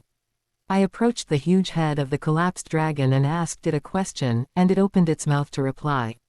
Ciao. I see. The language of dragons couldn't be translated by any skill. Even scholars who had long studied dragons couldn't understand their words. Only when a dragon lowered itself to polymorph into a human to speak in the language of man could a conversation be established. But this moment was an exception. I had no way knowing the expressions of reptiles, but I felt something similar to conviction that the Oblivion Dragon King was laughing. As if saying that it was an enjoyable defeat. I enjoyed it as well, Nebius. Stab. I drove Endymion between the center of the Dragon King's forehead. Although it wasn't a being that could be so simply killed with this much, but even a gentle breeze is dangerous when the flames of life is almost spent. Ciao. The dragon's last will had a large part in it as well. It would have been different had it still harbored regret towards life, but it was satisfied by the outcome of our fight, which was so intense as to have destroyed half of the middle continent. And that was why it gladly granted me the right of the victor. It passed on to me its own power which had been accumulated over long years, and the sheer amount of it was beyond common sense. Whoosh. The dragon's body, the size of which rivaled a small mountain, turned into a flood of jet-black venom and swept across the earth once more. Oblivion Dragon King Nebius, it was a terrifying dragon until the very end. It would be nice if Demon King Petinar, who had simply died just like that after getting his ass beaten, learned something from this. A villain should have some grit, I say. I was bewildered upon seeing the change in my status. The dragon hadn't simply left me express in its heart after dying. It had even left me the element of chaos, which could be said to be its own identity. Race, Chaos Human. Level, 999+. Job, Hero Express 500%. Skills, Resistance SS, Chaos SS, Berserk SS, Physical Strength S. Status, internal chaos. Thanks to that, my status abilities had also fallen into chaos. My race was chaos, my skills were chaos, and my status was also chaos. There was nothing but chaos everywhere. However, Professor Morals, what's with that mosaic? Confused. I also do not quite. He was hesitant instead of giving a refreshing answer like usual. Could it be an ability which even the teaching staff that created this ridiculous education system didn't know? Or was he feigning ignorance despite knowing all about it? Honestly speaking, it didn't matter either way. My oh my heart began to flutter like in the moment before scratching the covering of a housing lottery ticket. Chapter 16. What the hell did I just see? Doubt. It is impossible to hunt the Chaos Dragon. It should have already spent its life and returned to nature by the time the hero candidate has gathered reliable companions and become sufficiently strong. This cannot be. It is not an achievement made possible by returning in time. Is that not so? Professor Morals, what's a mere student like me supposed to know? I had only come to feast in the express of a pushover dragon whelp. I would never have come had I known the current house owner was this Oblivion Dragon King, though I ended up taking it down in the heat of the moment. And besides that, I had obtained this. This mosaic skill was still in an unactivated state, but I faintly understood how to activate it. Now, it was time to scratch the lottery ticket. Startled. Student Kong Han Su. Please wait. In days of old, it was said to not chase after a dog whose owner you did not know. Would it not be better to leave it until the higher-ups finish looking into it? We will figure it out quickly. Please wait until then. Professor Morals left in haste, and immediately after he did, an irrepressible sneer formed on my lips. PFT. An ownerless dog. Being the stiff-minded teacher that he is, he just doesn't know.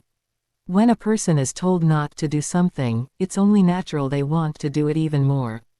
The frail race of man reached the level of taming fire at the end of their repeated foolery of touching the hot flower. Curiosity is what drove humans to progress. Pandora's box exists to be opened. If it wasn't to be opened, then its contents shouldn't have been placed in a box to begin with. This box came from the teaching staff. I wasn't to fault in any way. Now, let's see. The way to activate the skill was simple: the Oblivion Dragon King's heart. A jet black heart, the size of a tennis ball. Compared to the surreal immensity of the Dragon King, which resembled that of a mountain, the source of its power, the heart, was much too small and cute. Squish squish. Even its texture was too much. I thought it was a slime painted in black. Now then, let's leave these silly sentiments up to Hiran. Gulp. I swallowed the Oblivion Dragon King's jelly-like soft heart in one mouthful. Killing a dragon would end at gaining a large amount of express, but upon consuming its heart you would gain express as well as inherit a part of the dragon's element. The Oblivion Dragon King's element was chaos. This heart would be the key to opening the mosaic skill. Whoosh. I felt chaos raging within my body, as if it was being shredded apart by a blender. Those perverted Murim experts and swordmasters would endure the pain like idiots while saying, "I'll take on any pain so long as I can become strong," but I triggered a release of endorphin and passed over it like watching a movie. How dreary. I felt like I could slightly understand the thoughts of those perverts who enjoyed pain. Right now, it was as if I was quietly waiting for a surgical operation to end with my mind wide awake. What should I do to burn the time? If only someone sang me a song. Filled square, hollow square, right pointing arrow, filled square F. Oh, it's finished. The place where the skill's name should be was still in mosaic, but the white mosaic had changed to show the rank F. This signified that the skill had activated. Should I call it black box for now? Until I find out its real name, that is. In truth, what did it matter if a skill was called dog sh*t or cow sh*t? It would be a jackpot so long as its effect was good. I utilized a status ability which I hadn't used in a long time, to examine something in detail. Type, skill, name, filled square, rank, F, E, hollow square, hollow square, hollow square, hollow square, hollow square, hollow square, hollow square. F, you will not forget. All skills would gain an additional effect or an enhancement of an existing effect when its rank rose. This examine function would cruelly torture you, getting your hopes up by revealing the effect of the next rank. However, even this was hidden by a mosaic for me, and so I couldn't see the E-rank effect. You will not forget. Forget what? It seemed it would be interesting though. It smelled like a cheat to me. In all honesty, it wouldn't matter even if it didn't have an amazing effect. It was good simply because of having baffled the teaching staff, who were so great as to send a normal person back in time. Wasn't that enough? I began to make my way back in this joyful mood, to the village where the great being lived. Hero Nim, aren't you too late? I was worried something bad happened to you. The two Muppets welcomed me the moment I arrived at the village. Perhaps they had eaten a lot of rich food using my money, because their skin was glossy and their complexion bright. How long was it since they were grumbling about the dead elf being pitiful? They were living in comfort after selling off her remains. Turning to look at Lenouvel, I asked, how many days has it been since we parted? Today makes it exactly 7 days. Hero Nim, what have you been doing in that time? You guys don't know. How could they not know this? Yes, you didn't tell us your plans, so how would we know? Sigh, don't even get me started. While Hero Nim wasn't here, the Dragon Oblivion King Nebius, who was nowhere to be seen for an entire 500 years, showed up and laid waste to the middle continent. The heroic characters of the continent stepped in, but they all failed and were annihilated. I see. The fantastic combination of the hero and Oblivion Dragon King. To slightly exaggerate, our adventure hadn't left any survivors. Oblivion Dragon King Nebius was so massive that it could be sighted even from very far away, but being a human, my figure would be hard to make out unless from close up. And even if a witness had good eyesight and saw me, it would be meaningless. Just how many people recognized the face of the hero? And said face was even covered in venom at the time, completely darkened. As for me, I was busy harvesting express by making use of the Dragon King's dragon breath, so I didn't tell anyone I came across that I was the hero. In short, nobody was aware of the truth. This situation, it might possibly. I swiftly pounded away on my mental calculator. It wasn't long before I came to a conclusion. You too, don't be surprised at hearing this, I vanquished Oblivion Dragon King Nebius. This was an opportunity to raise both achievement and reputation. Hero Nim did. Gasp. Hero Nim is the one who. That's right. The Dragon King's remains turned into express and so disappeared, and even its heart, which is the sole evidence of the deed, was eaten by me on the spot, but you can be certain of it. If you can't believe me, then confirm it through informants. There'll be no more news of the Oblivion Dragon King's attack, I'll bet. I told the dramatized version of what happened to Lenouvel and Porter, that one thing or another happened leading to the hero slaying the dragon.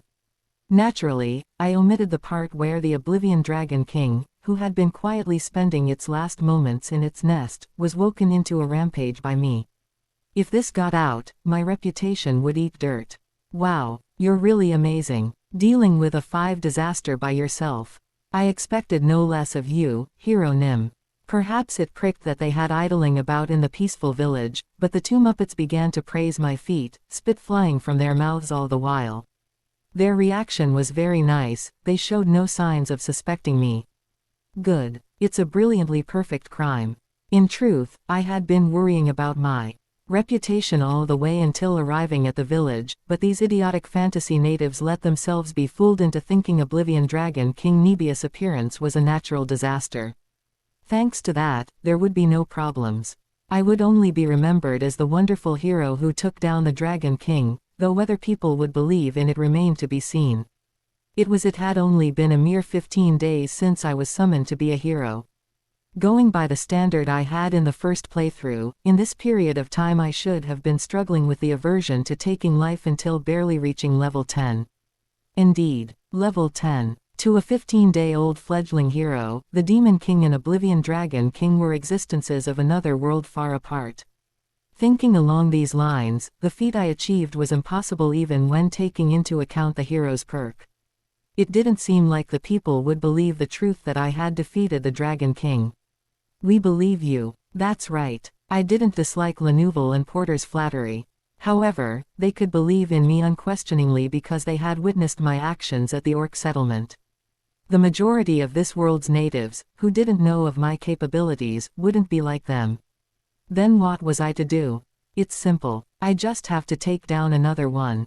They would believe the truth if I subjugated another powerful foe such as the Oblivion Dragon King Nebius and presented the evidence. This was the ultimate solution that would be an achievement and at the same time raise my fame. The first time, when my level was low, would be the hardest. Once you made a start, it would be simple work afterwards. Even when it came to the 5 disasters, only the first subjugation was difficult whereas the rest were relatively easy. The optimal schedule and course of action became lined up in my mind. Hero Nim, what are you going to take down again? Lenouvel asked, naively tilting her head to the side. I had been diligently nagging her and so thought she would act cute less, but she returned back to how she was in the short time we were apart. Putting aside correcting her for later, I answered the question. I'm gonna catch me another big one. A massive express greater than a 5 disaster. What about returning to our country? Now there's only 1 day left until the promised orientation day with Mr. Alex. Ah, Alex. I smacked my forehead. How could I have forgotten that friend of mine? No matter how blinded you become by fame and reputation, you mustn't forget about your companions. I would have simply overlooked this matter had Lenouvel not reminded me of it. I felt grateful to the point of kissing her cheek. Ah, maybe that's too much. And Hero Nim, talk. I'm in a good mood right now. How should I cook Alex so that there'll be rumors praising me? This is what the elf undertaker told me, but apparently the elf whose remains we secured was one of the guardian knights of Elfheim's queen. And do you know what's even more surprising than this? It must be that there was one of those knights back at the black market as well. You're right. It wasn't even particularly surprising. The average level of elves was around 100. Although it was without a doubt that the elves who had the blessing of anti-aging lived for prolonged periods of time, there were extremely few among their warriors who had reached over level 200 because they had less opportunities to gather express compared to human mercenaries, to say nothing of level 800. As such, it was only natural that such individuals would be entrusted with the heavy responsibility of protecting the queen. In any case, Lenouvel, I get it clearly, so shut up now. My patience was about to be exhausted. What? Bury the rest of what you have to say in your heart. Something like the Elf King's wife being taken away by a high-class demon and the mission to search for her missing guardian knights isn't of my concern. Quote. What's with that uncomfortable look in your eyes? The hussy was staring me as if I was ghost. Hero Nim, how did you know the truth about that? It's obvious. Yours truly has 10 years of heroing scheduled down the road. You can tell this much just by hearing the introduction. My sense for troublesome incidents was out of this world, though I couldn't avoid them because of my damned companions in the first playthrough and had to clean up the aftermath all by myself. Then what about that 4-horse carriage rushing towards this village? It seems like it's being chased by masked bandits. It was as Lenouvel described. A magnificent carriage, drawn by 4 sturdy white horses. Although it had no flag of identity, I knew about the silver fox symbol branded on the carriage. It was the mark of the Holy Empire's first imperial princess. She belonged to a huge country which reigned over the northern part of the middle continent. The borders of that country was indeed close to this village. Why an exalted imperial was crossing the border so urgently was obvious. It must be a purge. Strange. There should still be about 5 years until the Emperor kicks the bucket, oh my. I recalled late the truth that the Oblivion Dragon King had collapsed the Imperial Palace. That was why the Emperor must have died early, and the family discord between the ordinary Crown Prince and clever Imperial Princess had already broken out. This fight had ended in an overwhelming victory for the Crown Prince in the first playthrough. It was the result of the High Nobles hoping for a pushover Emperor rather than a clever Empress. As for the defeated Imperial Princess, she curried favor with the hero's party using her beauty, until she rose to the seat of Empress. She was a real devious woman. Porter wasn't here as he had gone to the stables in preparation to leave the village, while the villagers were cooped up in their homes in order to avoid the summer heat. The only ones who had noticed those uninvited guests were me and Lenouvel. That being the case, a latest model magic staff is flying up there in the east. Really? Lenouvel's gaze turned toward the opposite direction of the carriage. In that moment, I inhaled, and then quietly exhaled. Who tilde tilde. Although it couldn't be compared to Oblivion Dragon King's breath, the poisonous gas I produced was blown out of my mouth towards the four-horse carriage. Whinny tilde tilde. Whinny tilde. The horses which had been galloping hard let out death throes as they toppled down. Even the knight who had been busily whipping the horses dropped down from the driver's seat immediately afterwards. Crash. The four-horse carriage was overturned in the middle of the road. Cog. Poison. The pursuers from the Holy Empire, who were hiding their identity with masks, weren't spared by the poison. Having approached the stopped carriage, they lifelessly collapsed one after another. There was no survivor to speak of who escaped from the poison fog. The scene grew still. Hero Nim. I don't see anything in the sky, let alone a magic staff. Is that so? I must have seen wrong. We didn't see anything. Chapter 17. Practice like it's real. Corpses have no owners, it's finders keepers. We were able to find a jewelry box in the Imperial Princess's carriage. The value contained in the box showed the princess's strong unwillingness to hand over the seat of emperor so obediently. If I had it my way, I would have completely stripped and collected the vintage-style black underwear worn by the Imperial Princess, but I had to give it up because of the limited baggage we could take. This was all Lenouvel's fault. How pitiful. Seems there's a story behind them being chased. She was spouting a line that might have come from a hero's companion. Her words were a bit strange. In any case, hey, Lenouvel, do you only feel sorry for this woman and see me as happy? We can't take along all the loot, ahem. The articles they left behind. What were you doing at the village instead of doing something like learning four-dimensional inventory magic? I played with Malong. More like harassed it, I'm sure.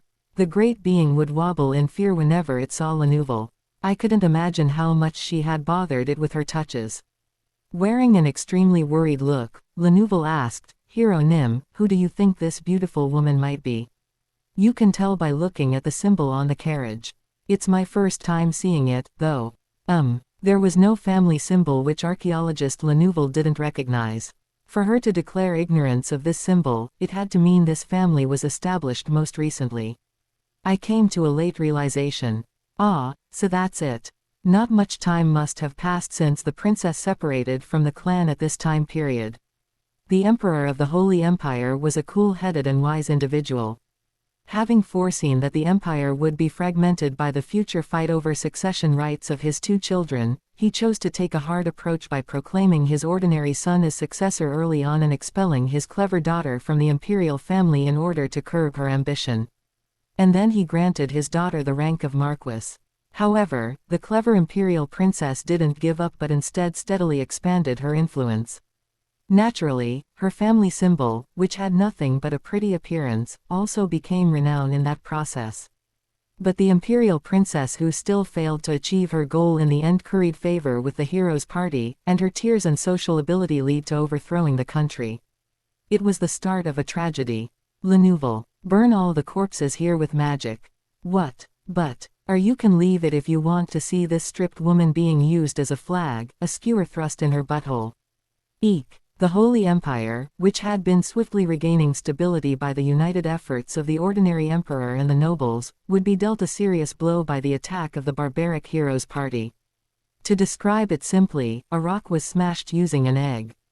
The majority rule was broken, the few massacring the many. As a result, the Holy Empire, which became nothing but an empty shell of a country, ended up walking the path to ruin. The heroes' party, drunk on victory, spouted bullshit tea, saying things like, the clever empress will rule the country well. The country became impoverished because of the rebellion. Its entire military forces, which had been reduced, as well as public security which had crumbled, weren't things that were automatically solved because the ruler had a high IQ. It wasn't about managing a small city. It was a large-scale national undertaking which required a great amount of time and capital. And how to get that capital? Taxes. The ones to suffer from the taxes which naturally rose were the citizens. I had never seen a tax-raising ruler doing a good job before. The previous emperor's worries became reality in the worst manner possible. FWWWRSH. After taking all the precious metals, we put all the corpses including the imperial princesses into the huge carriage and set it alight. This was my atonement for what I did in the first playthrough. Never had I been cursed as much as back then in my entire life. May the Holy Empire be peaceful this time around. I prayed sincerely. Half of the Empire's lands were already contaminated by the Oblivion Dragon King's venom, so wouldn't they be too pitiful if a fight over succession were added on top of that? We returned to our kingdom over the course of 2 days. Although it was a day past the promised 10 days to return, the Dumpling King magnanimously forgave me the moment I gave him a rotten smile. And at last, ha ha, hero, welcome to the palace training grounds. Seeing how your skin doesn't have a single scar like a pansy's, it seems you've never received proper training before. But worry not, the #1 sword of the kingdom is going to raise you into an excellent hero. And in no time at that, hehehe. Alex's orientation began. The palace knights, who had surrounded me and Alex in a wide circle as if to trap us in, looked on with interest. They weren't the only audience. In a shaded spot outside the dirt-filled training grounds, royals and nobles, clergy, maids, magicians and so on were gathered in a crowd, ready to spectate. It felt like I had come to a village wrestling match. But this atmosphere wasn't unfamiliar to me. Powerful experiences weren't easily forgotten. After all, in the first playthrough, I dropped into an unfamiliar world and without even the chance for my homesickness to fade, I had no choice but to suffer inhumane abuse all day long. Beating, healing, beating, healing, beating. I could only be beaten truly like a dog on the first day. Whenever I fainted, I would receive healing from the clergyman waiting in the back and then be beaten again. The justification for all this was somewhat convincing on the outside.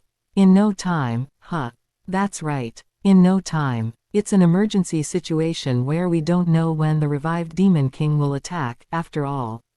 I will have you undergo intensive training. Have you heard of live combat training? It's extremely effective in raising skill proficiency. Alex shook his fist hard. It seemed he was itching to give my head a good knock. What if I die in the process? You won't. You think I can't adjust my strength against a beginner? Don't worry if it hurts or you get injured. The clergymen and magicians over there will heal you right away. And you have no right to refuse. The fate of humanity hangs on this matter, so no complaints accepted. I think it'll hurt a lot, though. You should endure that much. Others wait in lines to receive live training from me. Consider yourself lucky. You're okay being resented by the hero. That must mean you're just narrow-minded. A detailed self-introduction was skipped. In the first playthrough, there was time for introduction, albeit short, but second playthrough Alex summarized the orientation because he wanted to hit me. It was shown clearly on his status window as well. Race, human. Level, 292. Job, swordsman. Stamina equals swordsmanship up. Skills, swordsmanship S, stamina A, iron wall B, resistance B, fortitude C. Status, anticipant, malice. Malice status. I don't think I saw this in the first playthrough. A small smile escaped my lips. Alex, shouldn't you be the one being trained instead of me? Who can you teach with a mere level of 292? Watch your insolence. If you want less beatings, that is, growled Alex, a vein popping on his forehead. I'm warning you sincerely. I believe I've let it known that I wiped out an orc settlement and subjugated the Oblivion Dragon King. Lenouvel had reported this instead of me in the king's audience chamber, though no one listened to it including the Dumpling King. Who would believe in a lie like that? Look here, hero, you should come up with something more realistic if you want to excuse yourself from training. Kiki, PFT, giggle. The palace knights, who had been listening to our conversation, followed Alex in laughing vulgarly, shoulders shaking. I recalled the memories from the first playthrough one after another. They had looked at me with such gazes back then as well, looking down at me as if I was pathetic as I tried somehow to get away from Alex, strenuously crawling about the dirt. No one had taken my side. Shut your traps, you government dogs. Does it look fun? Would you laugh like that if your wife and children were beaten? Should I hold them by the neck and thrash them all day long? Quote ellipsis quote. Quote ellipsis quote. The mirth disappeared from the palace knights' faces at my words and, one after another, they stepped backward slowly, breaking away from the audience. Not all of them had gone away, however. "What's with you lot?" The ones being questioned by me avoided my gaze as they replied. "I don't have a wife and children. I had no opportunities to meet a woman. My wife passed away last year." The melancholic hearts of the palace knights who replied shook me down to my very soul. These people had the right to keep watching. Okay, you guys can stay there. I approve. This hero here is always on the side of singles, after all. Laugh all you want, because this is gonna be a fun show. Race, Chaos Human. Level, 999+. Job, Hero Express 500%. Skills, Resistance SS, Physical Strength SS, Deadly Venom S, Endurance S, 5 Senses S. Status, Good. Alex's status abilities couldn't even compare. Even if a million-strong army comprised of Alex clones were to come at me, I had the confidence to massacre them all. What happened to the black box skill, you might ask? It was AF rank skill and so according to priority, it was pushed to the end of the list. It couldn't be seen unless the list expand function was activated. As for the usage of the skill, that was still a mystery. Hero. You don't notify the opponent when you attack in a real fight. You have to always be careful of unexpected surprise attacks. Like right now, Alex said the same thing as he had in the first playthrough even as he charged at me. The body part he was aiming for this time was entirely different, though. Really now, I had intended on showing him the capability of Endurance S had he attacked my abdomen, but as for the part he was aiming for now, I was disinclined to take the hit on purpose because my mood might be ruined. Even so, I didn't defend. I chose to give this hateful man a kick first in return. Smack. Cog. Alex, whose right knee joint was twisted in an abnormal direction, tumbled about the ground with a scream. Quote ellipsis quote. Quote ellipsis quote. The jaws of the spectating crowd dropped at this strange situation. It was a reaction to my liking. Alex, stop making a fuss and get up, will you? Your opponent won't kind-heartedly wait for you in a real fight. You bastard. Still, he lived up to being the future Sword King. Alex, whose eyes had become bloodshot from my light taunt, pushed off the ground with both hands and nimbly got up. But that was all. His right leg completely ruined, it was all Alex could do to stand on the spot, focusing the balance of his weight on his left leg. Of course, that wasn't of my concern. Arg. I swiftly moved behind Alex and gave an upward kick to his tailbone, which gave rise to a powerful bout of opera singing, as I had expected. He wasn't yet the Sword King. No more than a mere palace knight captain of the kingdom. He was a weakling that would immediately be overwhelmed if one or two low-class demons came attacking. Someone like this teaching others. Look here, Alex. For starters, you're the one with scant live combat experience, so who are you claiming to teach? You. Don't judge others by appearance and common sense, because those with prudence act while hiding their real skills. Listen well. There's a fixed 50% chance of victory in all fights. You die if you can't win. High-spirited idiots like you ignore this rule and end up dying early. You little coup. Having fallen on his face, Alex didn't manage to get up immediately. He had crossed the limits of what could be endured through willpower, his body was on the brink of breaking down. I heard the shout of the clergy who had been waiting in the back. Hero Nim. Captain Alex will die at this rate. Naturally, it's common to die in real combat. I had no thoughts of immediately ceasing this live combat training. I pushed ahead, just as Alex had done to me in the first playthrough. Though of course, I didn't have the intention to drag it on for long. Next lesson. Winning by fighting well is the worst policy. Winning without fighting is the best policy. A real fight doesn't mean you have to see your opponent bleed, though it might be hard to understand for a savage like you. You bastard. Collapsed in the dirt, Alex glared up at me. I gave a hard kick to that face of his. And the most important point to keep in mind, actual battles are cruel. When harming others, you need to be prepared to suffer in return as well. The moment you forget that, you'll be putting your comrades and subordinates in danger. This was extremely important, because I had suffered the most from this. Having been kicked this way and that, Alex lay spread out on the dirt ground like a rotten squid, not even twitching a finger. To the likes of you. Alex was busy trying to deny reality, which was why he didn't even try to listen to my lesson at all. Tisk tisk. Denying reality. A common symptom exhibited when a retard who's faced nothing but weakling suffers defeat for the first time. Quote. Well, now then, I'll skip the middle part of my lesson and teach you the last thing on the list. Do you know what's most important in a real fight? Our eyes just happen to meet. You can't be. Alex, who had realized what it was the moment he saw the look in my eyes, opened his mouth wide, seemingly wanting to say something to all the others. But I was faster. Crack. I stomped down between Alex's 6th and 7th cervical vertebrae and broke his neck. The EXP was much too meager, but it was still better than not receiving a tuition fee at all, right? I revealed the answer to my question. To not leave future troubles. I didn't need something bothersome like going over live combat training again. Chapter 18, Hero Long Legs. Bewildered, you murdered the Imperial Princess and the Sword King. It is said that you must take off your hat before the past, and take off your outerwear before the future. One must not ignore past mistakes, but let them go for the future. As someone who has failed before, would you not have been able to lead the both of them to a better future? Oh, Professor Morals, you've come back quick. I don't know about a good future, but don't worry about me slipping up. After all, no one should have caught on to the truth that I assassinated the Imperial Princess. It was no problem at all to my reputation. The innocent citizens of the Holy Empire didn't have to experience the sufferings of a struggle for power either. Cleanly killing the power-lusting Imperial Princess rather than changing her for the better was the safest and most guaranteed method. And it was easy to boot, yes. As for Alex, he wasn't even worth talking about. Headache, the greatest victory is to win against your own heart.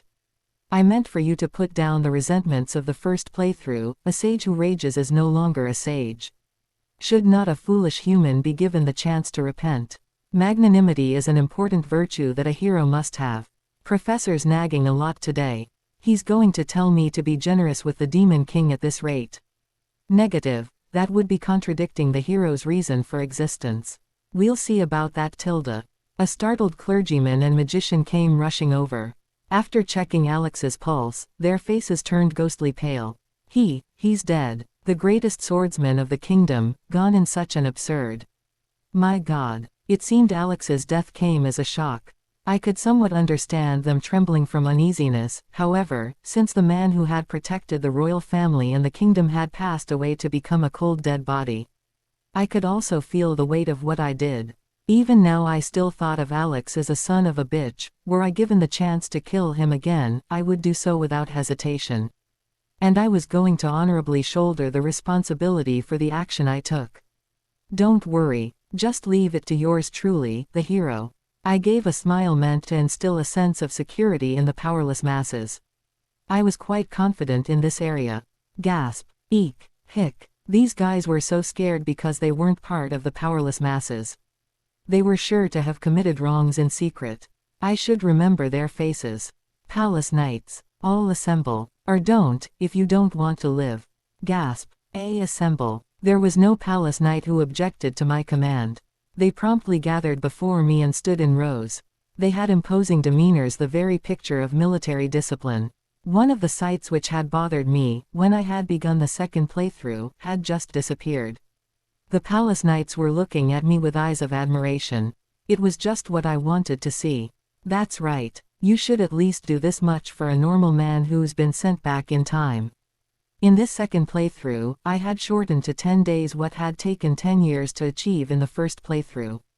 With the current level of unity, with these people all gathered under the hero's wings, the problems all over the kingdom could be solved quickly. That was what we were going to do starting now. Gentlemen, as you can see, Captain Alex died in the middle of live combat training. It's something that often happens during such training. The most important ability in live training isn't violence, but insight. If you ignore that and run wild, then you end up kicking the bucket like Alex. Are there any would-be suiciders who failed to understand? Quote. There were no retorts. It seemed every one of them had accepted my teaching. Good. I'll end my orientation here, and from now on we will be swiftly removing the problems eating away at this kingdom. I see you guys look like you don't understand. Then I'll be taking questions with your hands on the line. Any knights who have something to ask, raise the hand you want cut off up high. Quote ellipsis quote. Quote ellipsis quote. It seemed their curiosity had cleanly vanished. How nice to make quick progress. I'll be splitting you all into 2 teams starting now. The half of you lot lead by Lenouvel will go to the Queen's villa and open a purple closet, which will reveal a secret passage. You'll find an assembly room upon reaching the end of that passage, where you'll wipe out the demon worshippers there and seize all the related evidence. As for the Queen, it's fine to kill her if she whines too much, she'll be going to the gallows anyhow. The rest of you will be cleaning the inside of the kingdom with me. This should originally have been a premium service, but I had a debt to pay and responsibility to fulfill due to killing Alex. Even without the likes of that barbarian Sword King, I was going to cleanse this kingdom until peace and public order could be maintained, cleanse it so properly that no one could nitpick about it later. I was going to exhibit the skills that I had trained while being cursed by the Holy Empire citizens. Surprised, student Kong Han Su. What change of heart is this? Ah, you were still here, Professor Morals. Watch and give me some good marks in reputation. I'll work really hard. Abducted to a savage fantasy world, I had solved countless incidents over the course of 10 years for almost free of charge. It would be a lie to say that I had solved them all perfectly, but I was confident that I knew very well regarding the origins and solutions to the problems plaguing this kingdom which summoned me. It was no different than serving a young dragon whelp on a platter. It took exactly 5 days. In the central plaza which lead to the main entrance of the royal palace. Here, an event which involved killing all the vermin of the kingdom took place. Although these vermins were currently still bound and captured, they would soon be dealt with. The organizer of this event was naturally me, however, the protagonist of today wasn't. Porter, you ready? Yes, Hero Nim. There was no water tank that remained clean forever. The water would turn dirty unless you cleaned it periodically. The public safety of this kingdom was no different. In order to maintain the purity of first-class water, a second Alex was absolutely necessary. And a smart one that was loyal to me at that. That's why I picked Porter. You know just how much I value Express, right? Yes, Hero Nim. I know extremely well. Porter, who was gripping an impressive spear instead of heavy baggage, replied valiantly. It was worth sitting him down and educating his mentality for an entire day. Our surroundings was simply swarming with lumps of Express. They were the criminals who had been tied up like dried corvinas, row after row, and gathered here all neat for the sake of today's event. They were originally scheduled to be buried at sea, but such plans were always bound to be changed. The occupations and personalities of the criminals varied as well. Your Majesty, please save me. The hero has gone mad. There was still one pal among them who hadn't given up. It was truly regrettable seeing how that tenacity of his was used from a young age to kidnap people and rape and torture them. His status abilities were quite excellent as well. Race, human. Level, 116.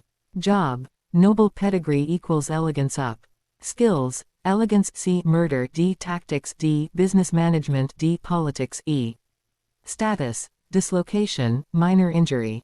Fear. Nobles raise their level through various methods in order to live a long and healthy life. Elixirs that could be bought with money were the most popular, but because of their rarity and formidable prices, express hunting was preferred as the main method. However, there was no rule saying you should only kill monsters. People gave express to those of military backgrounds who frequently took part in wars between humans or subjugation of monsters were still better off as they had many opportunities to gain express. The problem was those of poor lineage. They desired to retain youth and live long and healthy, but were reluctant to spend on elixirs or had no money to do so, and neither did they wish to venture into battlefields or hunting grounds where they might be hurt or die. They didn't want to spend any effort to get what they wanted. And this naturally leads to murder. No noble becomes a serial killer right off the bat. Even if they do kill, they start with criminals or slaves who have no connection to anything. It wouldn't become a problem if they stop at this point, but it becomes serious if they lay a hand on innocent commoners. It's the death penalty without question. Kill them. Yes. Porter's spear pierced through the chest of a noble. Woo, hero Nim. Hurrah. Serves you right. The citizens who had come to spectate cheered. They were rejoicing in the deaths of these wicked nobles who had kidnapped their family members and neighbors, and turned them into express. This was nothing but an appetizer, though. The main dish was going to be served next. Oh my beloved, how aggravating this is. Your Majesty Tilda. A haggard beauty was tied to a wooden pillar by herself, in contrast to the event-use-dried Corvinas, who cried out pleadingly while gazing towards the royal palace. It was truly difficult inviting her here. Race, human. Level, 36. Job, Queen favor devilishness up. Skills, charm B elegance C devilishness D evil miasma E sociability E. Status, inner turmoil, fear, breakdown. She was the Dumpling King's pretty wife. Any woman would wish to become as beautiful as a flower. If they were already beautiful, they would want to keep that beauty for a long time. The most common way to achieve this was to obtain express and raise their level, but women who found this difficult would find their answer in skills, charm, devilishness, eternal youth, blessing, martial arts, magic, but these were far harder to improve compared to levels. This was because of skill proficiency. The queen, who nevertheless still wanted to easily retain her beauty and youth, found the solution to her dilemma in a cult which had been eating away at the kingdom. She made a contract with a demon and borrowed the power of a demon. The skill, evil miasma, was proof. She had betrayed her husband and sold her country and people to a demon for the sake of her own beauty. And yet she didn't know what she had done wrong. So, the verdict: kill this bitch too. Hero Nim. Isn't there leeway for rehabilitation? Looks like this damned Porter still hasn't been educated enough. If you let someone off for being pretty, or for being the queen, then who among the people would believe in the hero and the country? You wanna die in her stead. I understand. Stab. The body of the queen who wished to live long and pretty fell limp. She became good express. The queen was caught red-handed on the scene of the crime and the evidence was also clear, so there had been no loophole for her escape through. Despite that, though, the Dumpling King had wanted to quietly hide her away. It was because of the matter of choosing a successor. Imagine an ill-omened creature, born of a demon worshipper becoming the next king of your country. None among the populace would accept this quietly. That was why the Dumpling King had wanted to cover up his wife's regrettable crime by confining her to the underground prison, and pass off the matter by saying the queen was murdered during a demon raid. But I didn't feel the need to that. Because, Mother, Queen Mother, the two princes fighting over the seat of successor would soon be taking their leave as well. It was disturbing enough that brothers who shared the same blood were trying to kill each other, but they had even stooped to all sorts of filthy corruption and shady dealings in order to procure funds for their activities, monopolizing market stock, loansharking, gambling, contract killing, political marriage, blackmailing. These guys had no leeway for rehabilitation. If you brothers go to hell, then don't fight among yourselves but be filial instead. With twice the sincerity. End of verdict: kill them. Yes. Stab. Stab. The two princes whose levels were around 200 were stabbed to death by Porter's spear. The spectating citizens, while surprised, didn't appear too shocked. They accepted this situation as a matter of course. This wasn't something that could happen normally. After all, royalty were existences that were like the clouds in the sky in a fantasy world. And that was why I dragged these people down to earth. I mitigated the shock by having the queen killed after declaring her a demon worshipper, and executing the princess she gave birth to in following. This was the answer to this matter. No one raised an objection to my verdict, and with this the atmosphere had become just how I wanted it to be like. Porter, quickly take out the rest of the garbage. Garbage. Ah, yes. Hero Nim. Stab. Stab. Stab. Stab. Stab. The citizens now merely looked on, taking things in stride. In this situation where even the royals were executed, would they care for the death of nobles and celebrities? The matter quickly came to a close without complicated trials. The more wicked a noble was, the higher their level. Thanks to that, Porter's level shot up as well. Race, human. Level, 325. Job, adjudicator criminal judgment up. Skills: Judgment A. Tenacity B. Survivability C. Spearmanship C. Courage D. Status: Tense. Just half a month back he had been a level 286 slave. However, having swiftly developed with the help and encouragement of the brilliant Sir Hero who had 10 years of experience under his belt, Porter had transformed into the great manly man he was now. Even his job had changed from a cheap mercenary to adjudicator, and his skill set was truly of quality too. Let's see, right. Now all you need is a fine woman by your side and you'd be the picture of a hero. There was a very suitable woman for that position, the princess of the kingdom. To think that after having investigated her down to the very last detail, nothing came up except for teddy bear underwear, tisk. She was a character beloved by the people, so an unknown man of mercenary background wouldn't have been able to even dare dream of associating, but an opportunity had arrived due to the queen causing trouble. You only live once. Hero Nim. No matter what, that's a bit. Why? I murdered the family of the princess. Aha. And I thought it was something else. This Porter was a hulking chicken as usual. Get it right. It's not murder, but execution. Somebody would have had to do it. The queen and princes will live forever eternal in your heart, as express. We're already one family. Even if nothing but teddy bear underwear turned up in the princess's closet, she would never be able to escape from the disgrace and suspicion from being the daughter of a demon worshipper. Her value as a princess had taken a nosedive. And so someone like you is more than a match for her. Be confident. I might be poisoned to death on our first wedding night. I say, just trust in this great hero Tilda. I'll raise you up till you're king. Chapter 19. The Luxury of a Cup of Coffee 1. Mumble mumble. So who subjugated the 10th floor for real? I've been watching the news but there's nothing. Only gossip. Isn't the Black Dragon hiding it on purpose? And they'll do a big reveal. Ah, I said it's the Sword Saint for sure. In the city of the tower's first floor, people were hectic. People were happy that the difficult 10th floor was finally cleared. But they were all gathered in cafes to discuss who the secret challenger was. How would they react, if they knew that person himself was sitting right next to them? It's sweet. I sipped my caramel macchiato. This cafe across Sangrian was the only Starbucks in Babylon. I admired that fact that even though you couldn't leave the tower once you entered it, there were still franchises. And there was even the franchise with the red-nosed chubby old man as the mascot. Ah, the desire of humans. What do you think, Sword Emperor? Isn't victory sweet? Actually, I feel like even an espresso will taste sweet right now. Ellipsis. Is this earphone broken? That's weird. There's no reply. I tapped the earphone in my ear.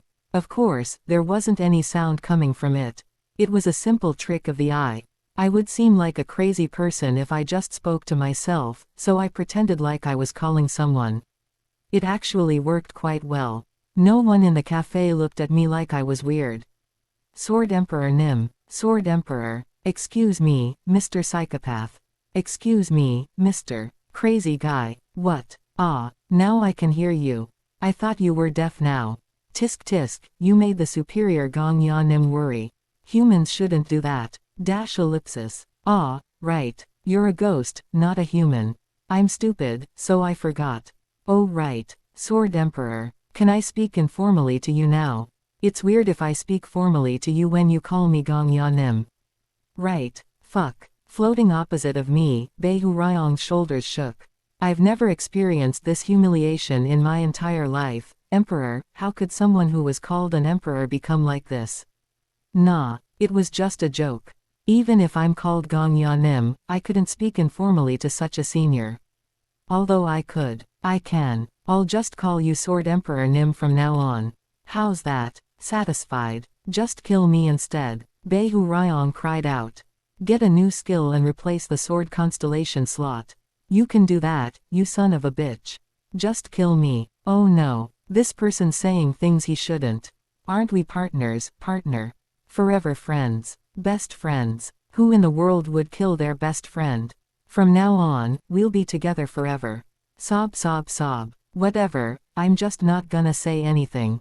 Grandpops Marcus. I wanna go back to Grandpops. Ah, it was sweet. I looked up at the sky sipping my coffee.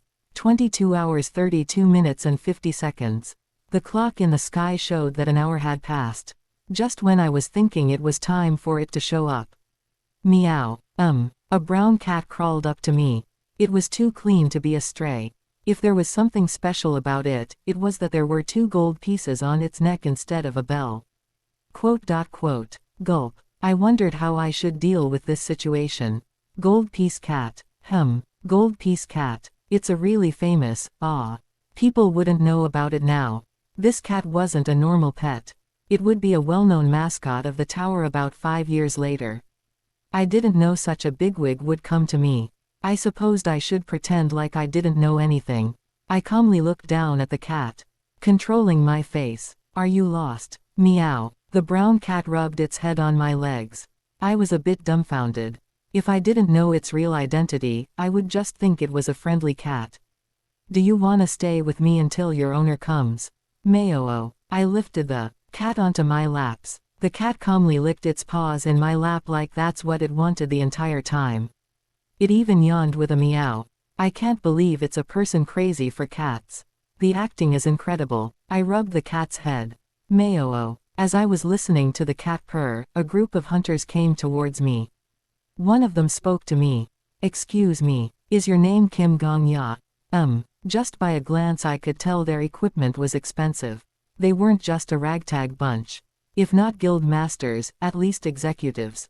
A group of those kinds of people were gathered around the cafe. I showed my ID to them. I wondered how long it would take. It took exactly 1 hour and 30 minutes I see. ! The hunters' eyes shook upon seeing my ID. They frantically pulled their phones out and started to contact others. Yes, I found him. In the cafe right across the bank. No, other guilds are also here, yes. Yes, sir. Understood, boss. Don't worry, I won't have him taken by other guilds. It was the eve of a storm. I contentedly watched what was happening in front of me. I feel like I'm a VIP. Well, most guilds will try to scout you. You cleared the 10th floor by yourself. That's a real VIP. I guess. Even a person who cleared the 99th floor calls me Gong-ya Nim, so it would be weird if I wasn't a VIP. Fuck. Fook. The hunters ended their calls one by one. And they all looked at me with nervous faces. As I waited for the first guild to speak up, a large blonde hunter took a step forward. I am the HR team leader of the Civil Militia Guild. Kim Gong-ya Hunter Nim. As you may already know, the Civil Militia is the most honorable guild in Babylon. If you enter our guild. Just a moment. I lifted my hand. The HR team leader of Civil Militia paused. Sorry for cutting you off. But let's speak after 2 things are clearly established. First, let's not leak anything to the media. I slowly looked at the hunters. I could guarantee that none of these hunters would be a lower rank than me. Before I regressed, I wouldn't even have dared to look at them. But now, I didn't fall short to any of them. My performance. I had the achievement of being the first person to subjugate the 10th floor. This was like a landmark that no hunter could destroy regardless of their level. Competent hunters considered performance important. If they were competent, they wouldn't be able to treat me like I was nothing. I won't sign a contract with any guild that leaks my name to the public. I won't even associate with them. Please be aware. Until when? Another hunt raised their hand to ask. The golden newspaper reporters are sticking their noses into all the guilds, Kim Gong-ya Nim. I don't know how long we'll be able to hide this. Well, I'm not saying to hide this forever. I pointed at the sky. The hunters all looked up at the sky too. 22 hours 25 minutes and 31 seconds. Just until today. Until the clock reaches 0 hours 0 minutes and 0 seconds, please keep the ban.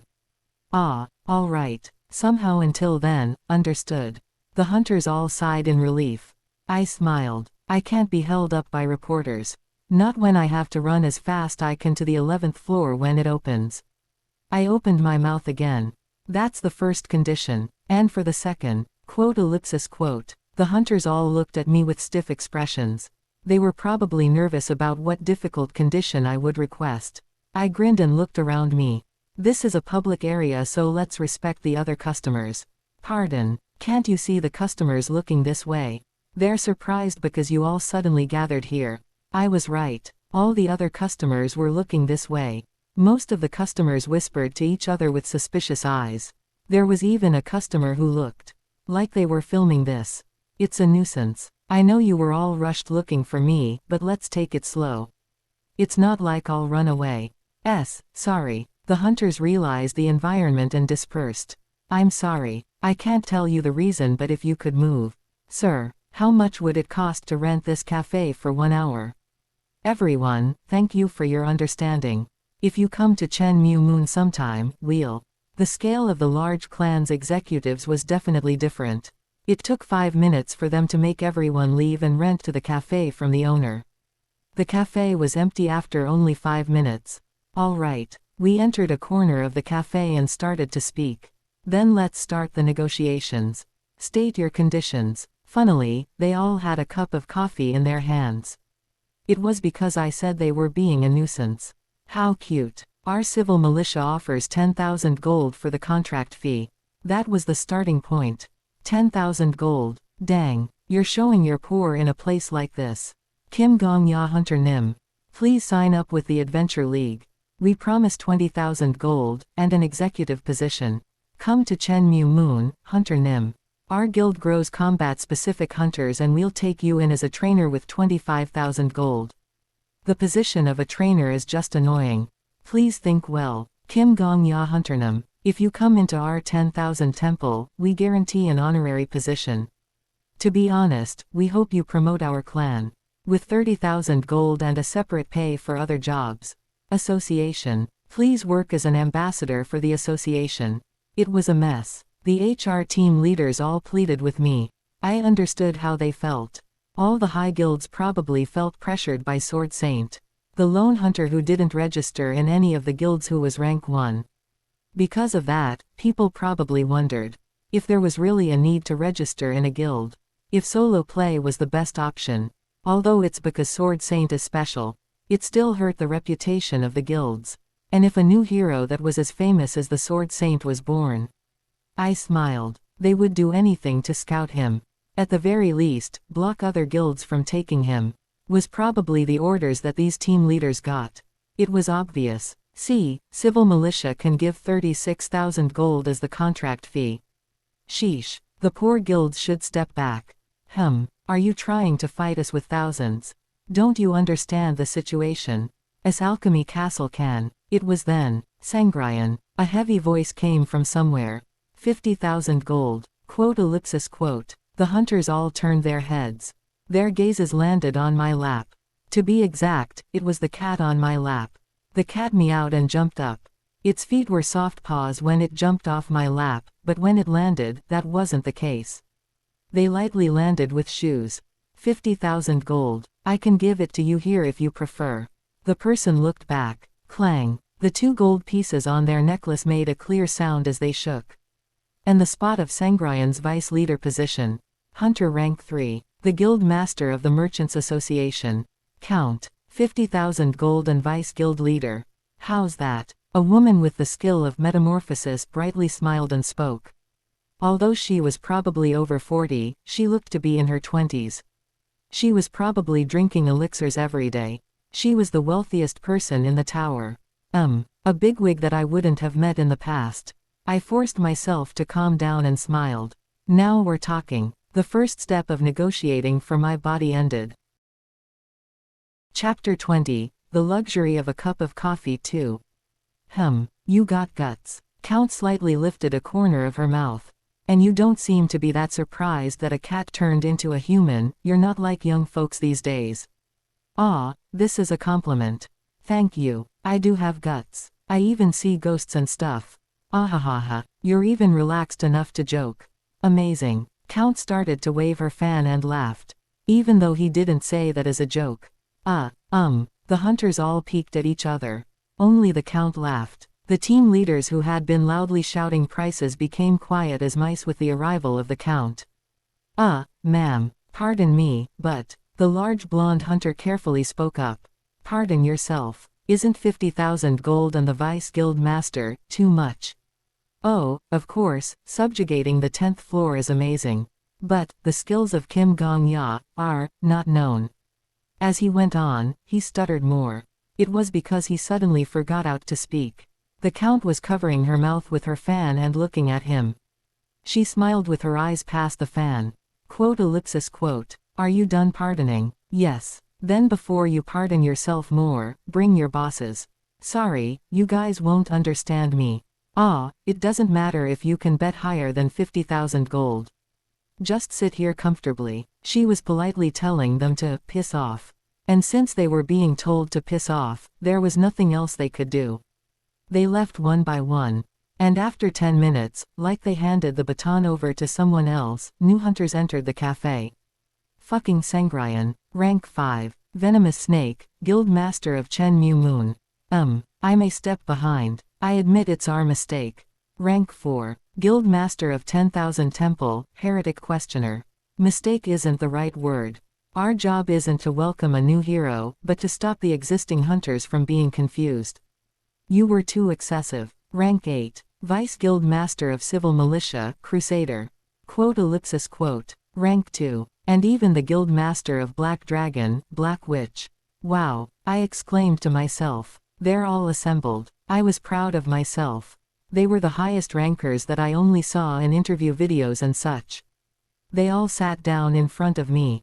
I was able to realize how much more expensive my body was now. Welcome. Count cupped her chin and laughed. I don't know how long it's been since we gathered like this. It feels like yesterday when we subjugated the 2nd floor together.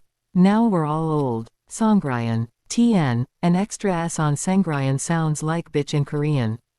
Before I boil you in soup, shut up. Venomous snake growled. Chen Mu Moon's guild master, the one-eyed hunter.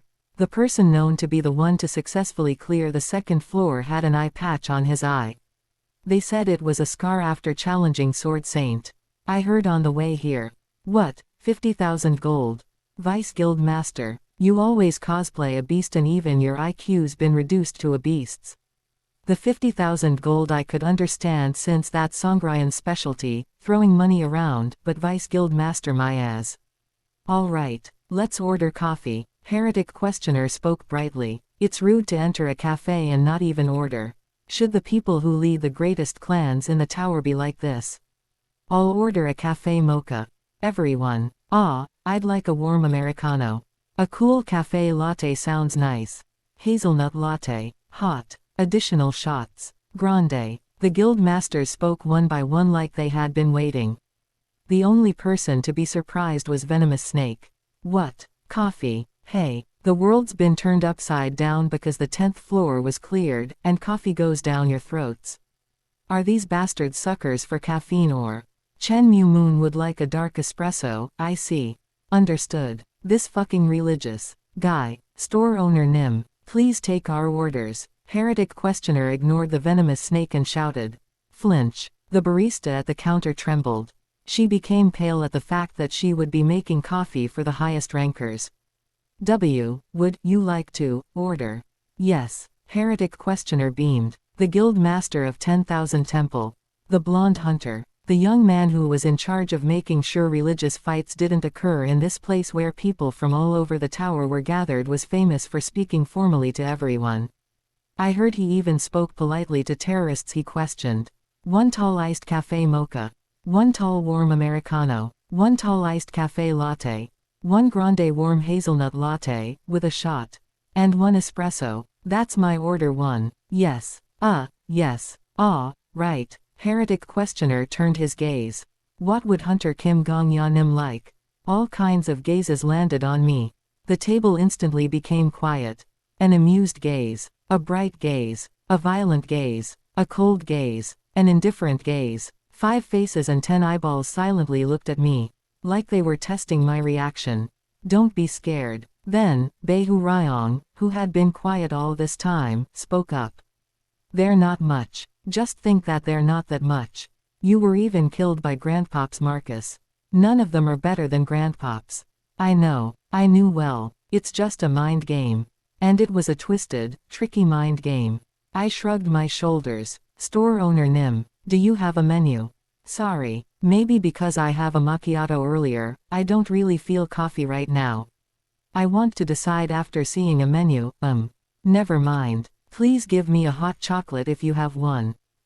All right. Composure. I had to show a composed attitude right now. These people didn't randomly come here at once. Earlier, when the team leaders came, and now, the hunters all arrived at the same time. Was this a coincidence? Never. A strategy hidden behind coincidence. They were acting. This is a strategy to make me lose my composure. It was a high-class strategy, kind of like how gangsters ganged up on one person to threaten them. Well, even if they're a bit more scarier than hunters. It was a frozen and tense atmosphere. It's nothing compared to being burned alive. In other words, it was just a little ice. Before I was killed by the Flame Emperor, I would have trembled in fear seeing these people, but not anymore. I wasn't scared at all. The reason was ridiculously simple. Try to kill me if you want. Even if they killed me, I would be fine. Behu Ryong nodded his head. Yeah, like I said, that talent is your strength. Glare at them like they can try to kill you if they want. Put power behind your eyes. Like these losers who can't even kill you are acting tough. Thanks for the support. But I'm not going to let you off the hook. This damned. Behu Ryong grabbed his head in despair. On the other hand, the heretic questioner's expression changed. Interesting. It seems like you didn't do much before subjugating the 10th floor. A sudden change. I guess you can't tell what's gonna happen to anyone. He did do something. The Count covered her mouth with her fan and smiled with her eyes. That youngster was chosen as my guild's lottery winner. He's got luck. And guts. And I don't know how, but seeing as he cleared the 10th floor, he's got skills. Luck. Guts. Skills. If a youngster has those three, they'll succeed. So that's why I said earlier. Venomous Snake sighed from across the table. Don't do this and that and just scout him. Would the person who cracked the 10th floor be a newbie who doesn't know anything? Tisk. We put on an act even though it didn't work. That's not important. The Guild Master of Black Dragon, who had been sitting quietly, stood up.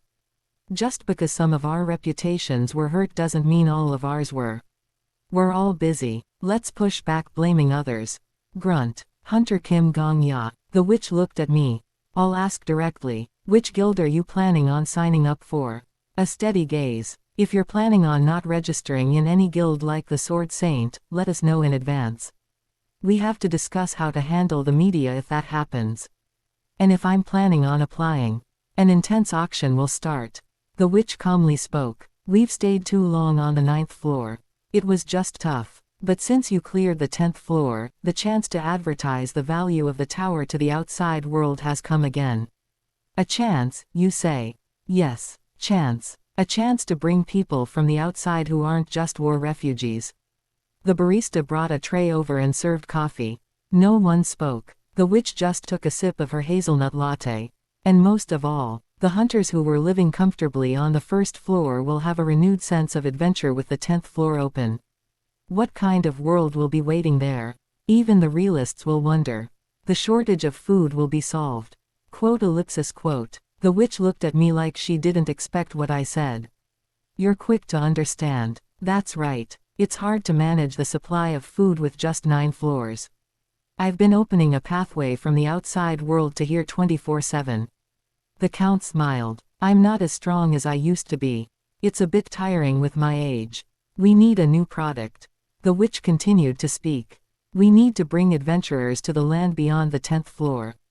And we need to find things that can only be found past the 10th floor. Then we need a way to positively appeal to the outside world. Something like, start of a new era. And you're saying that's me, right? Right. Exactly on point. They were all things that would happen in the future. That was also the reason why the guild masters couldn't touch the Flame Emperor. To be a hero, being the new icon of the new era. It was because for the tower to keep growing, there needed to be new heroes. But the Black Dragon still tried to assassinate the Flame Emperor. I thought of the conversation I overheard in the slums. Who ordered you to kill me? Just answer that. Was it the Witch of Black Dragon? The Saintess had nodded her head back then. If she was telling the truth, then the witch in front of me had tried to poison the Flame Emperor. I couldn't know the reason why now, but we'll get along. Why? Someone who hated the Flame Emperor can't be a bad person. Like the enemy of my enemy was my friend. I felt a camaraderie with her. I understand what you're saying. You're saying the guild that successfully catches me can be the new symbol of the tower's growth. And other guilds will probably have to act as lackeys.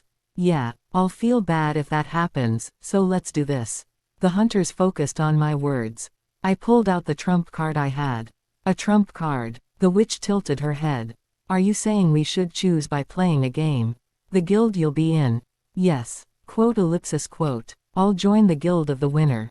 I don't even need a position or contract fee.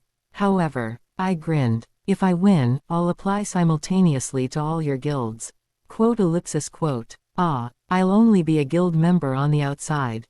In reality, you have to treat me like I'm on the same level as you all. And you can sell my image, so it's good for you. I'll be on the same level as the leaders of all the greatest guilds. How's that sound? At that moment, the eyes of the guild masters changed. Ha ha ha. Count burst out in laughter. A youngster who just subjugated a single floor. Wants to be treated like us. Yes, if I win. Amusing. I'm fine with that. The Count put her coffee down and looked around. What about you guys? As long as there's no tricks, I'm fine as well. The heretic questioner agreed first. Let's not use our skills. Then you all have the advantage. If you get caught using your skill, that person's automatically disqualified. Next was the venomous snake. Our guild is poor anyway, so if we bid on you we'll lose. Even if I lose the game, I won't lose anything else, and if I win, I'll gain a lot. Sounds good. And the Crusader agreed. Quote ellipsis quote. Lastly, the witch nodded her head. Fine, I'll accept your suggestion. The gamble was on. We decided the rules of poker. The rules itself were simple. The highest rankers neatly checked whether there were any tricks on the cards. Sword Emperor. And when the cards were distributed. You don't really want to call me Gong Ya Nim, right? I called out to Beihu Ryong, who was still in despair. Let's do this. Do what? Just call me that until the end of this game. Beihu Ryong's eyes widened. Can I really do that? Yes, of course. I grinned. Instead, you have to tell me what cards each of these players are holding. Yes, all right. Beihu Ryong jumped up and down. That's fucking easy. As expected of Gong Ya Nim. Look at this generous guy. I don't know how someone can be this nice. You want to know what cards these bastards have? Yup, don't worry. I'll even tell you if they're cheating or not. Sir, all right. Time to begin.